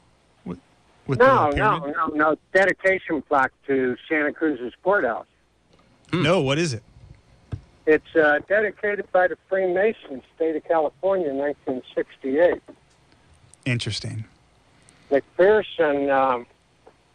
McPherson, when you go back and look in their library, you can't go to the History Museum. It's named after them, but you go to the library and look up the dates of that dedication. And it has McPherson leading the army that's 1,500 strong that comes from all the different lodges in the county to dedicate the new government center. I've always wondered how you have a government center dedicated to the Freemason state of California. But, that's what we're talking about, Wayne. That's exactly what we're talking about. Thank you for your call, 479-1080. Let's some of the powerful members of the Freemasons, because they've been around doing this kind of stuff since George Washington, right? Okay. You showed me a painting of him putting a stone there. All right, so here's some powerful members. FDR, Franklin Roosevelt, president, the long-serving president, very important president. He was the guy who actually, our modern dollar bill and the symbol on it on the back of the pyramid with the all-seeing eye on the top, that was under his presidency. That was adopted. So you have a Masonic symbol put on the dollar bill, and during the time of a president who was a Mason, you had Henry Luce. Henry Luce, I don't expect most people to know who that is, just hearing the name. He was the founder of Time Magazine. And Time Magazine, one of our callers said he had a copy of this Secret Society special edition Time Magazine. And in that magazine, I have it too. It was expensive. It was one of those that's like extra thick, and it's like $12. Oh, you could buy a Mad magazine for that. Yeah, well, he... in that magazine, they admit that Henry Luce was Skull and Bones in Time Magazine, and he's the founder of Time Magazine. So obviously, really, they admit it. Yeah, it's well known. It's not hidden. So wow. FDR, Henry Luce, Thurgood Marshall, J. Edgar Hoover, Henry Ford, George Washington. Bush, Kerry. So there's a lot of powerful people now. If you want to argue that, these people are not doing anything evil, I would ask you, do you think all of these very important politicians in history that they never did anything evil? You got I mean, hey, just to ask, just to kind of play devil's advocate for the Santa Cruz audience, would you say that George W. Bush never did anything evil because he was skull and bones? There you go, 47910. Dude, we got a packed line here. Yeah. So let's get to the phone calls, and we'll talk about the other stuff. But we got a whole bunch of phone calls that we need to get to. Let's see. Let's head out to. I think it's Colonel Terry's up first. Yes, you're in the air, Colonel Terry. Gentlemen, I want to be quick. First of all, FDR went to Harvard, not Yale. I didn't say he did. Well, you said he was a Skull and Bones. No, I said he was a Freemason. I heard the sentence, but at any rate, he wasn't in Skull and Bones. And furthermore, Skull and Bones is nothing terribly profound. It happens to be at Yale, that's all. And Yale's in a position to produce some people, coincidentally, who went into high political office. Yes. Plain and simple. Thank More you. significantly, I've urged you guys to take 15 minutes to look at Christopher Hitchens on YouTube. Okay. Any of Christopher Hitchens' challenges to the delusion that is a belief in religion and God. Take 15 Here we go minutes. again. Okay. You got Colonel Terry. Christopher Hitchens. All right, I'll write that. I'm always looking for stuff to check out. So Christopher Hitchens. It's just a coincidence that both presidential candidates were Skull and Bones members, that the U.S. Capitol building was found by Skull and Bones. I mean, they're pretty powerful people. 479-1080. Tony is calling from Morgan Hill. You're in the air. I just wanted to say, was it the Church of Satan adopted that beach in Santa Cruz, and they're cleaning it up? I mean, they're not so bad, aren't they? Well, right? Yeah, but who knows for what purposes? I mean, maybe they're cleaning it up so they can go and sacrifice animals. we don't know yet. If you were trying to trick people and you were the Thank you devil, for your call, Tony. you probably wouldn't. Right, you would try to do it in a nice way, right? That's the whole. That's. I mean, who knows? They could be the whole point. They could be sticking nails out there for people to step on, right? Breaking glass. I doubt that, but it's obviously good PR. Yeah.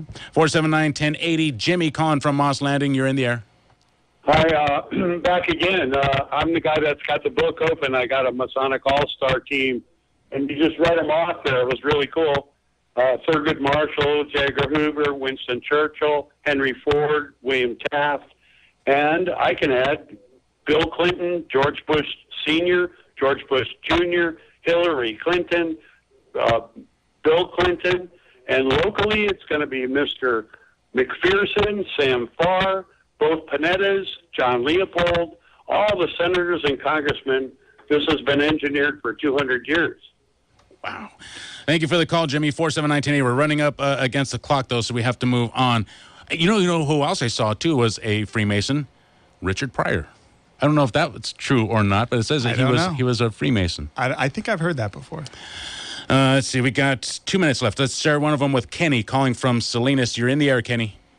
Yes, this is Timmy from Salinas, and I just have a question. I want my answer. I'd like to hear my answer off the air. I'd like to ask your guest host, has he ever seen a naked alien? Thank you. I try to make time for your call, Kenny.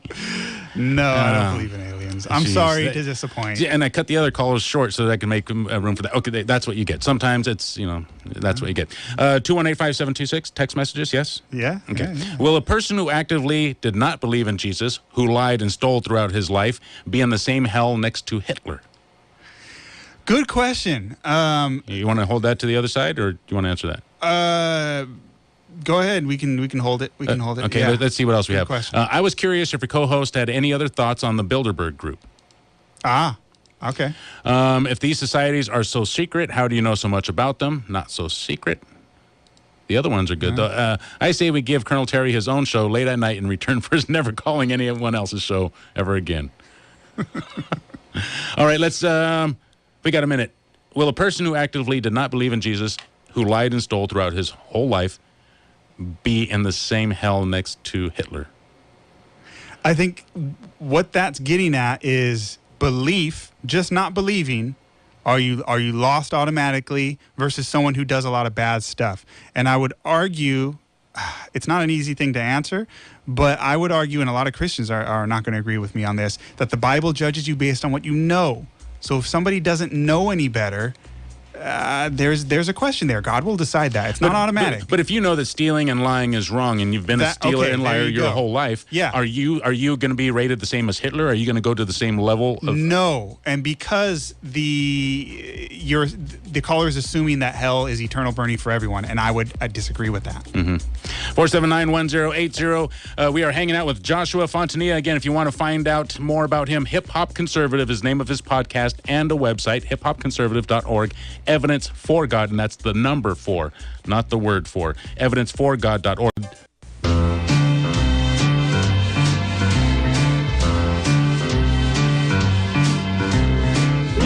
Music, we bring you music on KSCO in Santa Cruz.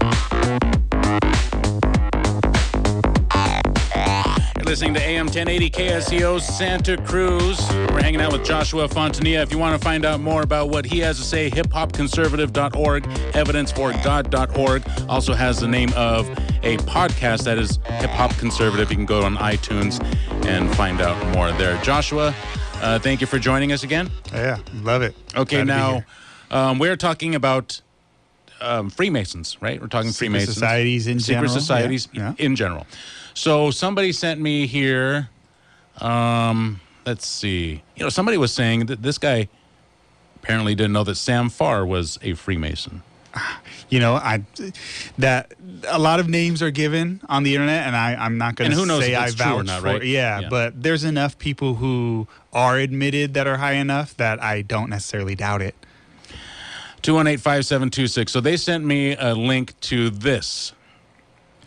So I guess every summer, since I don't know when, a secret society organizes and meets in Northern California, right? Mm-hmm. These guys are called, or is the place called Bohemia Grove? Bohemian Grove. The Bohemian Grove. Now this is the Bohemian Club. And so who meets there? The Bohemian Club? The Bohemian Club meets at the Bohemian Grove. Are there no, you have to be Bohemian Club to be there? It's owned by the Bohemian Club. It's their property, private property. Do we know where this is? I mean, Northern California, there's, like Redwoods up, I think it's like north of San Francisco, that kind of Redwoods area. Yeah. I mean, you could look it up. I'm sure it's not that hard to find, but good luck trying to get in. I mean, it's private property. So check this out. Now a question. What have Herbert Hoover, Art Linkletter, Jack London, and Richard Nixon all had in common? Well, they've all been members of the exclusive all-male Bohemian Club in California, where every year at this time, the elite from around the country get together for 2.5 weeks of fun and games. Steve Shepard has this special assignment report. More than 2,000 members of San Francisco's exclusive and all-male Bohemian Club have once again descended on Northern California. These men will spend most of the month of July encamped on some 2,700 acres of pristine and privately owned redwood forest. Forest very much like this. The place is called Bohemian Grove, and it's located just 80 miles north of San Francisco. The Grove is the Bohemian Club's summer retreat, and its facilities are hidden beneath it's summer. canopy. Every July, these guys meet north of San Francisco. An all-male club, apparently, or at least it was when this thing aired, and it looks like it was probably aired in the 80s. It was a more, in some ways, a more honest time. Yeah. Get together for fun and games. Yeah. Interesting, right? Yeah, and very prominent members. You had a caller earlier that mentioned the Time magazine of where they had the special edition on secret societies, and it has pictures. There's a whole section in that magazine, Time magazine, which I wouldn't say is like, it's not crazy. It's pretty mainstream, right? Mainstream and credible. And they've got a whole section on the Bohemian Grove and with pictures of like Nixon and different various high-level type of people, governors and so forth, all meeting together in this grove, and yeah, it's pretty interesting. Is this the same one Alex Jones went to go visit? It is. And yeah, he has video footage of one of their ceremonies there. Now, okay, this goes into some of these things where people say, oh, it's no big deal. It just happens to be all these important people meeting together in private, but they're not doing anything evil. Okay. Alex Jones, you don't have to agree with everything he says. I don't agree with everything he says. He says it's so cool, though. Bohemian Grove, orgy of power for the global elite. That is so cool, man. He dramatizes everything. He's a good radio personality. Yes. I don't agree with everything he says, right? But especially his interpretations of Revelation. But that's another subject. But he does have video footage. So you can disagree with him, but I mean, you got to believe your eyes when there's video footage of one of their ceremonies. Now, do you remember? I'm going to date myself on this. Do you remember the movie Dragnet? Oh, with Tom Hanks and Dan Aykroyd? Yes. Do you remember that? I never saw it. I do remember the movie, but I never saw it. Okay. Well, if you saw it, then whenever I see the video of that thing, that's what I always think of is that where they went? Well, I'm sure it's kind of a play on it. You know, the movie's kind of taking that idea of this kind of ceremony. I remember a giant snake being involved in that movie. Yeah, and there's like a giant statue, and they're all kind of worshiping the statue. Okay, so in this video, which, again, go on YouTube, look it up yourself, Bohemian Grove, video, and a guy... Whoa, dude, was that a giant... It's a giant owl. That is the god Moloch from the Old Testament. One of the pagan gods. Are these guys outside wearing of hoods? Israel. It looks like they're wearing robes. They all come in. Okay, so here's how it works. Okay. So you have two sides of a river, right? And you can watch the video footage and see what I'm saying is true. There's a river dividing the audience from the participants in the ceremony. The participants in the ceremony, they all come out and they're wearing like... It looks like druid kind of hoods and, these long robes. And they come out, marching together. And then one guy starts, and they're almost kind of dressed like monks. And one guy starts reciting this ritualistic words to a ritual, right? And he's saying stuff that's it's occult. It's very new agey. Like if you were part of the New Age, if you were occult and you believed in worshiping the trees and, kind of like Wiccan type of stuff, you would hear what they said in this and it sound like something straight out of one of those books. Very occult, very spiritual, very, hey, we worship nature, that kind of thing, which, traditionally that's kind of the essence of paganism, for just to use the generic term. Some people, I'm sure, here in Santa Cruz are not going to be happy with me characterizing it that way, but I'm sorry, that's how I view it. Okay, so he starts going through this ritual and he says all these things, and there's this giant owl statue. Yeah, creepy. It's kind of creepy looking. Very creepy. And then they do the ceremony is called the cremation of care. Now let that sink in.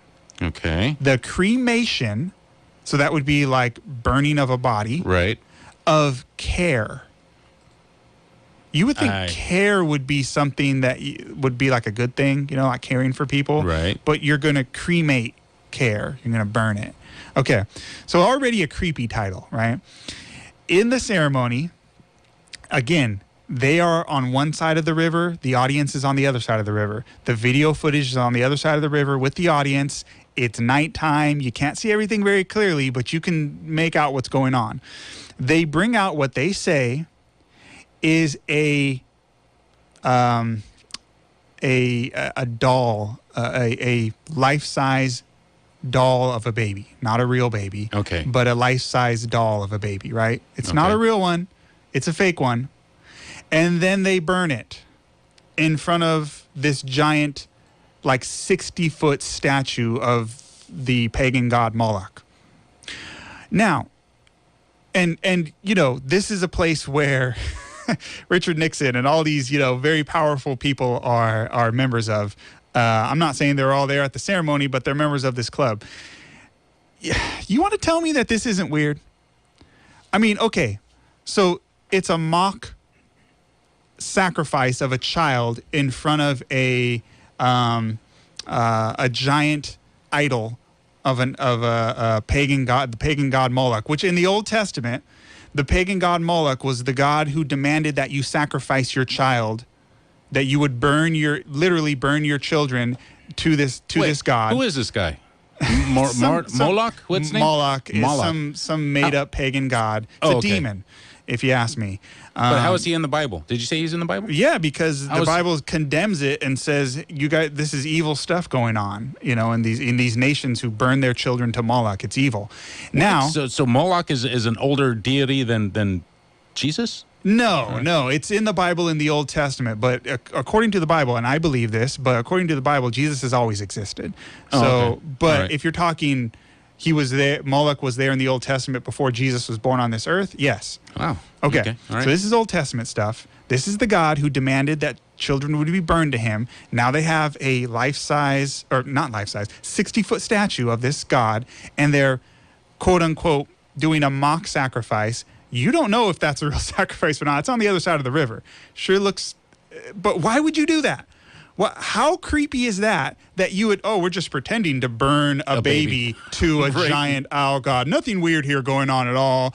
There's nothing evil. Secret societies, they're not evil. They just happen to be the presidents, and they're doing all these creepy ceremonies. So now who are these guys power players? Yes. There is no denying the fact that there's power players. You were talking Nixon, all this, presidents are involved in this organization, and there's video footage, watch it for yourself on YouTube, of them doing a mock child sacrifice to a pagan god. Now, you can tell me all day, secret societies, it's no big deal. They're nothing. They're not evil. Dude, I don't know. Watch the video. You tell me that's not evil. I'm just going to scratch my head and wonder what in the world you're thinking. 479-1080. If you want to get on board, it's 831-479-1080. We got plenty of room on the phones right now. 218-5726 with your text messages. And again, you can follow us on Facebook and Twitter, and also interact on Facebook and Twitter at Flight 1080. Can I go back to that question on going to which hell you're going to go to, that kind of stuff? Because I only touched on it quickly. Okay, so the person basically asked, if you're a sinner, you're lying and cheating your whole life, and that's all you do, right? So, yes, that's sinning, but certainly not to the caliber of Hitler. Will you be locked up with Hitler in hell? Are you going to be judged just as harshly? Same punishment, that kind of thing. Right. Yeah, this is one of the common arguments that's used against Christianity, the idea that, hey, even for small crimes, you get the same punishment as for big crimes. Is that true? I disagree. But I'm taking a position that is not very popular. I believe if you ignore what the majority says, because the Bible does say broad is the way that leads to destruction, and you just go with what the Bible says, that's what I base my views on. What does the Bible say? If you study the subject of hell out, I believe, and we've discussed this before, I believe that hell, according to the Bible, is not burning for eternity. It is burning, but the eventual result is death, non-existence. And the length of time that those who are lost are punished, burned, varies depending on their crimes. Okay. So somebody who's just done little, the Bible talks about that he who has done things that are worthy of few stripes will be beaten with few stripes. And so the idea is the punishment fits the crime. Okay, so but the eventual result is death, not burning for all of eternity. So if I get you right, going to hell, the eventuality is your soul is going to be snuffed out, right? Exactly. Your punishment is how long you suffer while you're waiting for that to happen. Exactly. So what is the opposite? Life. So how do I, if I do make it into, let's say you make it into heaven, how do you compare to Mother Teresa? How do you compare to the pastor who has none of us can earn it. None of us can earn it. None of us are good enough. That's why it's a gift. But part of the gift is allowing God to change you. You can't change yourself. You can't make yourself good enough, but you can say, God, help me. And he can help you to become a better person. Day by day, he can make you better. That's the point. But you can't earn it. No, you can't say, oh, look at me, I'm better than this. Absolutely not. But, and again, another thing, is there different levels of heaven? Somebody will No. enjoy more heavenly stuff than you? No. In fact, Jesus tells a parable of a guy who is basically a farm owner, and he has people work in his field, and they work for various amounts of time during the day. One works all day long, and then some work half the day, and some work just the last hour. And at the end of the day, the ones who work the full long day expect to get more than the guys who work for just an hour. And the farm owner gives them all the same reward. And he says, hey, if I want to be gracious to the guys who only worked a little bit, it's my farm. I can do what I want. And that's how everyone gets the same reward, because you didn't earn it anyway. That's the point. That's kind of not fair, though. Right? I mean, if you went out there and worked 8 hours. If you are there, you aren't going to be worried about that. And the point is, look, okay, I worked 8 hours. Did your working earn you forgiveness of sins? No, that's not biblical. The idea is it's a gift. See, there's nothing you can do to earn it. Yeah. Oh, okay. Let's say you killed somebody. Then why try? Because the whole point is not to earn heaven. The whole point is to be changed to be a good person so that you will actually enjoy heaven. Because heaven, there's not going to be any stealing and killing and being mean to people. The point is to allow God to change you so that you are prepared to enter that place. And that's the bliss of it. Actually being a good person is a benefit for you as well. It makes you feel good too. We all know that. 218-5726. You want to get to text message? You want to finish your Sure. No, we made enough. Okay. I was curious if your co-host had any thoughts on the Bilderberg group. You want to get to that? Okay. That's the second question we got about that. Yeah, Bilderberg group. Okay, this is another one of these there's multiple groups and they overlap. There's the Skull and Bones, then there's Freemasonry, secret societies. By the way, have you heard of the Knights Templar? Yes. I have a question here, too, on that. Okay, we can get into that as well. Bilderberg's just another one of these many groups. It's one of the more political ones. And there's the Bilderberg meeting. And there's no denying that exists. Is there any religious aspect to the Bilderbergs? I'm sure there is. But on the surface, it seems like these guys are powerful politicians. And I would also add that there's a lot of connections between these secret societies and the United Nations. 218-5726. I understand that people at the Grove party with no clothes on. It's all men, so that's not very... I was getting excited there, but if it's all men, that's not very cool. There's reports of that. And actually, there's a quote from Richard Nixon saying, well, he used words that would not be politically correct to say today. Can you imagine if you're out there in the woods getting all sweaty and then you go sit down at the wooden picnic table?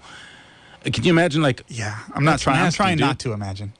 4791080. Ask him what his thoughts are on Aleister Crowley sacrificing his own son in the mountains of Spain. Is that true? That I have not heard. Holy cow. We did talk about Aleister Crowley a little bit earlier, right? And the Beatles put him on their album cover, which is very creepy. Really? And the Beatles, remember when they got spiritual? Yeah. And they went off to India? Right. You've seen the connection between Aleister Crowley, Freemasonry, Hinduism, all these various New Agey type of religions. It all blends together. 218-KSCO, that's the text line. The Freemasons are descendants of the Knights Templar, yes, which were Christian crusaders. So Joshua Catholic. should be a fan of them. Catholic. Now let's get into that. Okay, that's a perfect segue. You want to? Can we hang there? Yes. Can we pause it there? Yes. All right, let's do that. Let's do that because we have to go to headlines. We got headlines, traffic, weather. Good news here is that we're going to keep this break short. So keep it tuned in, and we will get to your phone calls. 479-1080, 218-5726. Let me pause my Bohemian Grove video there.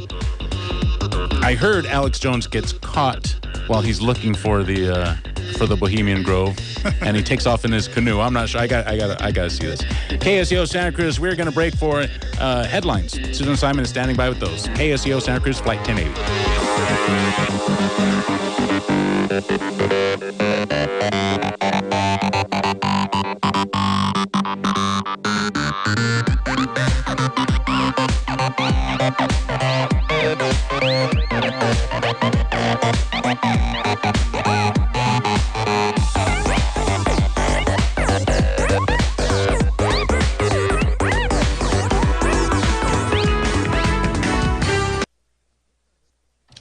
right. You're listening to AM 1080 KSEO Santa Cruz. Check that out. Wait a minute. Are you there? Who's there? Are you there? What's going on? Okay, so now for people who don't know, there's no camera. I didn't bring the camera in. I wish you could see what just happened to the board here. Because we're talking secret societies, right? And some people don't want the information to get out. The information that you're talking about, that some people don't want it to get out. And I find it interesting and certainly noteworthy that my board just crashed, right? So half of it, luckily the part that we need is working right here. My pots for the microphones is working, but everything else just went dead. Interesting. Is it Lucifer? Do you think, does Lucifer manifest in the electronics? Does he goof around with things like that? I think he would not be beneath that. He would not be beneath that. Let's put it that way. 479-1080, 218-5726. Okay, so we were talking before the break. Do you remember what we were talking about, or should I get to these? Let's see, the Freemasons, descendants of Knights Templar. Oh, yeah. Knights Templar. That was a great segue. Okay. And so he's saying, well, I shouldn't have a problem with that because Knights Templar was a quote-unquote Christian organization. Yes, that's what it was, yeah. I would put an asterisk there and say Catholic. Let's be very specific here. It's a Roman Catholic organization, and he's right. The Knights Templar, okay, so Freemasonry is really the guys who got the baton handed to them from the Knights Templar. The Knights Templar was a order of the Catholic Church. So you think of like the Augustinian order or the Dominican order. You've heard of the Dominicans, right? Or yeah, of course. Or like the Jesuit order. Mm-hmm. But the Knights Templar was an order, an official order of the Catholic Church during, like the time of the Crusades, Dark Ages, Middle Ages, that kind of time. And they were abolished. It became, well, some people would argue this, but the crimes that they were accused of was basically devil worship and lots of lewd acts in private. And so the leader of the Knights Templar and basically their organization was destroyed. They were banished. They were forbidden from existing anymore.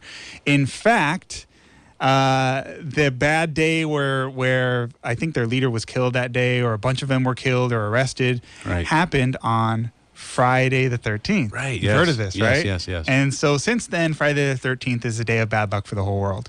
That's where it comes from Friday the 13th of. But anyway. So it was an order of the Catholic Church. And then, which tells you there's connections between the Catholic Church and secret societies. And then, because it became illegal, it morphed into Freemasonry. And that was started. And then... What? Yeah. Really? Yes. And you can see all of the different, and one of the levels of Freemasonry is the Templar level. And then the first three levels, the initials JBL are found in the first three levels, which is the founder, I forget his name. I could look it up, but Speakers? The main guy, it was the main guy of Speakers. JBL makes great speakers. The main guy from who was the leader of the Knights Templar. It was his initials. Or JBM. It doesn't matter. You get the point. Right. Anyway, okay, so you see there's a connection between secret societies and the Catholic Church, right? Now, let me give you a quote. This is very interesting stuff here. This is another quote from Blavatsky, the very creepy... creepy-looking woman. Creepy-looking, right. Looks like the devil's prophet, Blavatsky. She was, again, very high occultist. She was a Satanist, a Luciferian, very admitted to that, and a high-level Mason or Order of the Eastern Star. She, the same idea. Okay, this is a quote from Isis Unveiled by Blavatsky. I do not recommend reading her books. I do not recommend it. Okay. I make that very clear. I mean, this woman's a Luciferian. I don't recommend reading that stuff. But I'm going to give you a quote.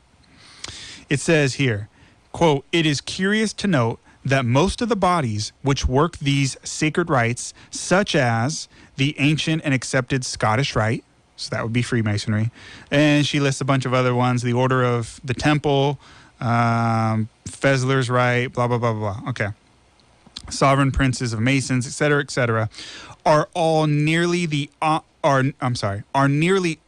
the offspring of the sons of Ignatius Loyola. Does that sound familiar? The name Ignatius Loyola? Loyola sounds familiar. Loyola, you've heard of that, right? Well, the university basketball? Loyola University? Right, yeah. Ignatius Loyola was the founder of the Jesuits, and that university is named after him. Really? It's a Jesuit Catholic. So they are connected. Wow. Yes, absolutely. There's a lot of Jesuit universities that you would not know are Jesuit universities. I believe Santa Clara. Jesuit means Catholic, right?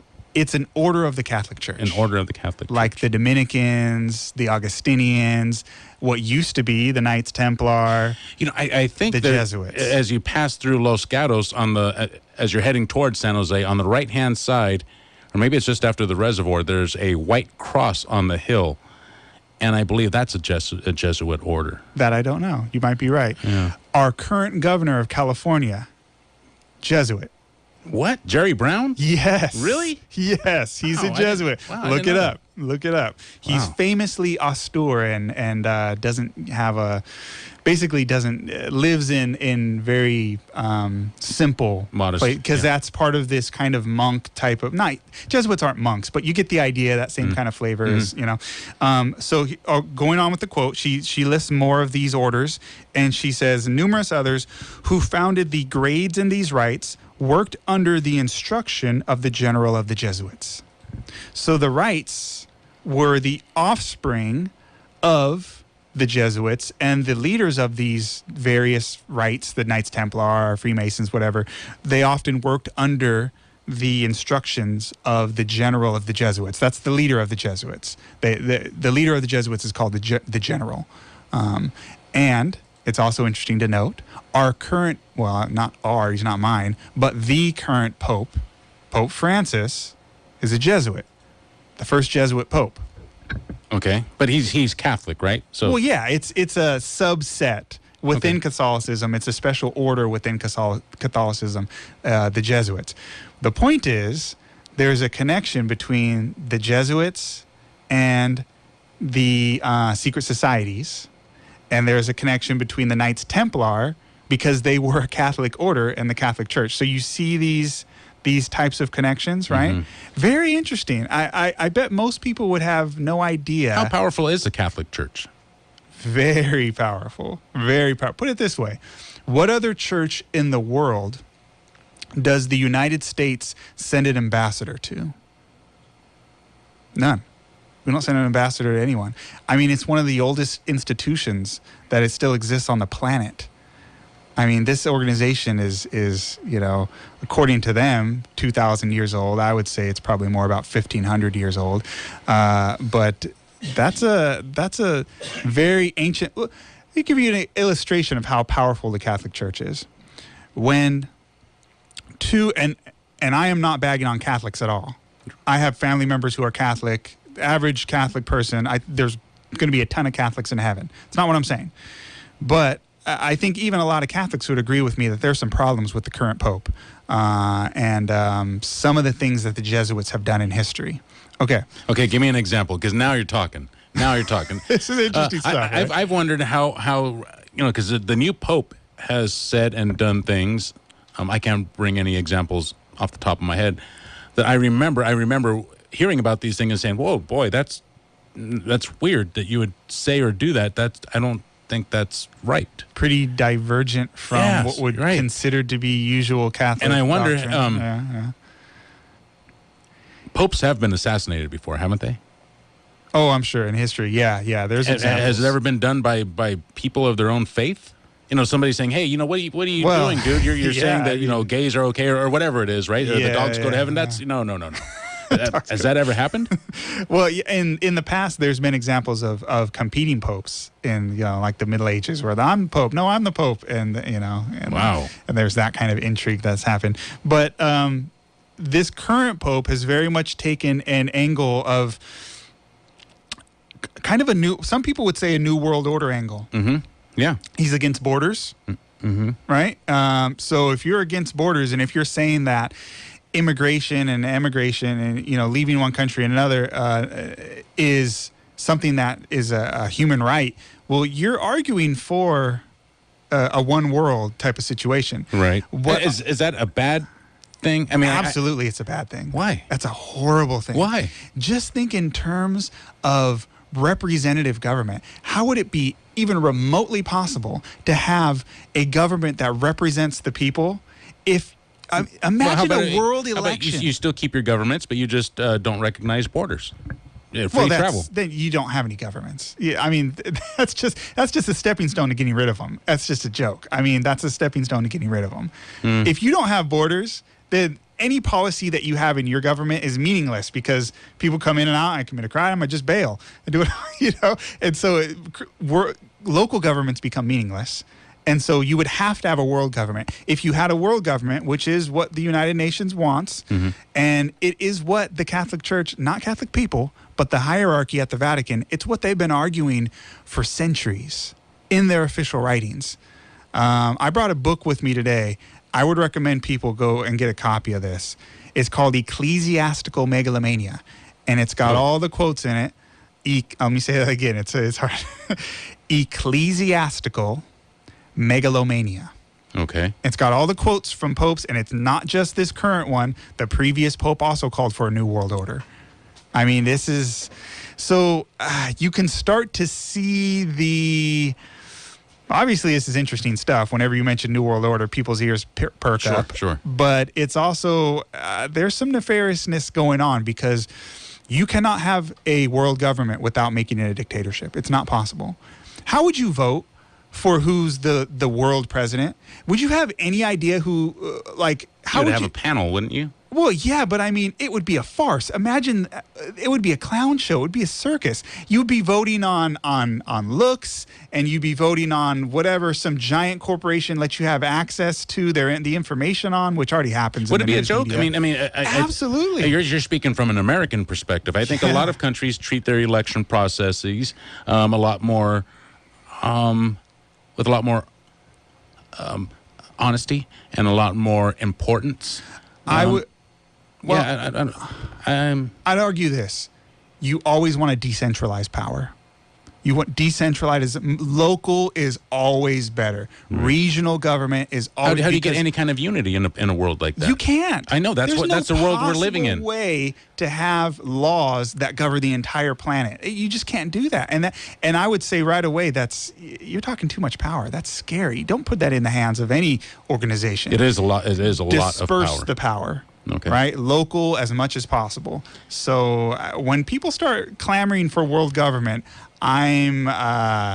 So is this what you were talking about when you started talking about getting into some of the stuff about the Catholic Church? Is that the kind of stuff you're talking about? Yes, but also more Bible prophecy. Wow. 479-1080. Check this one out, Joshua. Yes. What was the name of that owl? The owl guy? The god? Aleister Crowley? No. The god. Moloch? Moloch. Moloch. Check this out, dude. It says Moloch. It doesn't say that. It just says it's an iron structure that they set on fire. Moloch is an owl. Dollar bill. As I said earlier, Moloch for Christian is evil, condemns it big time. Correct. There is no burning. It's a choice to separate ourselves from God. 1 second without God is like an eternity. Time doesn't exist. This is just wow, dude. There's a lot of stuff in there. Yeah, there's a lot of stuff in there. I think the guy is a Freemason. It's interesting how many people, when you bring this subject up, will defend Freemasonry and defend Luciferianism. You get surprised, which I'm not. Hey, I'm not the judge of anyone's heart. I don't know what these people know, and I don't know what. I don't know their hearts, But if I was a member of these organizations and somebody was telling me that it was, there's some evil stuff behind it, I'd be offended too, and I'd want to defend it. But I think some people have been misled. The story of the Bible is just as much imaginary as any other secret society rituals. We go to Sunday church to worship a guy on a cross who's supposedly resurrected every year. That's just as much weird as any other story. That's somebody. Well, okay. Obviously, this is somebody who doesn't really know what the Bible is saying. I mean, I don't say that to be rude, but Jesus is not resurrected every year. That's not the Bible story. It's a commemoration of his resurrection. Check this out. Third degree Mason here. What is the phone number to call in? I saw this guy calling in too. 831-479-1080. That's the number to call in. He's been calling on the text line. Oh. Which you can call, but if you want to leave a message, that's all it's good for, or texting. Yeah, if you want to get on the air, 831-479-1080. Can I give one more quote? Sure. And this is for our Freemason friends out there who are listening. Again, I am not trying to attack all Masons, just like I'm not attacking all members of the Catholic Church. I'm talking about the hierarchy. So here's a quote again from Morals and Dogma. This is page 819. And again, I would tell people, hey, what are they hiding? So here's the quote. The blue degrees, so these are the first degrees, the early level degrees, are but the outer court of the portico of the temple. Part of the symbols are displayed there to the initiate, so that would be the new person. But he is, get this, he is intentionally misled by false interpretations. It is not intended that he shall understand them, but it is intended that he shall imagine he understands them. This is from their true explication is reserved for the adepts, the princes of Masonry. This is from Morals and Dogma, page 819. So, if you're an average Joe and you're thinking, hey, this group seems fine to me, I would say they're hiding something from you. 218-5726. I wish I could call because this man has the message and the truth. Listen up, Dave. That's from the Grouch. He says, listen to you. Dave, Satan was a chief angel / light bringer until inequity was found in him. Yes. That is why he was cast down to earth and became evil. Yes. 218-5726. That's 218-KSEO. Dave, I need to apologize for some of my earlier comments about Joshua. Oh, okay. Well, listen, this guy was sending things. I don't like to read the more negative things because you left those off. Well, because I'm not. If I'm going to be a conduit, right, or some kind of catalyst, I want to be a catalyst for good things and good vibes. I don't want to deal with negativity. This guy has not been impressed with you, but this is it. He says, Dave, I need to apologize for some of my earlier comments about Joshua and his repetitive and otherwise unentertaining offerings. Talking about skull and crossbones / Masons has kept it fun and not about legitimizing Christianity. Thanks. And that's why I thought this was a fun topic. I'll take the backhanded compliment. That's okay. Jerry Brown attended the Sacred Heart Novice some school in Los Gatos, now Testarossa Vineyard. It closed after the 89 quake on the left side of the mountain going south. Yeah, on 17. Looks like a hospital. Yeah, that's it. Been in there a few times after they locked it down. Super scary, way cool. That would be cool. Okay, last message. Jacques Demolay. JDM. JDM. Thank you. Yes, Jacques Demolay, JDM. Okay, so that guy who said he was a third level or third degree Mason, 831-479-1080 is the number. Okay, Joshua, if we want to find out more, Hip Hop Conservative is the name of your podcast, right? Yes. And a website? And the website. And Evidence for God, that's the number 4, evidenceforgod.org. Both of them are .org, yes. hiphopconservative.org, evidenceforgod.org. Let me see. It says, I am not a Freemason. It is just that you have been misled, talking about you. Or me. One of us has been misled. Let me write it for him. Let's say in a club, we like bikes. Look outside. Here's a bike. This is what it looks like. The original premise is the problem. I don't get it. I'm not sure. Maybe it'd be better calling in for that. Not everything translates when you type it up. Yeah.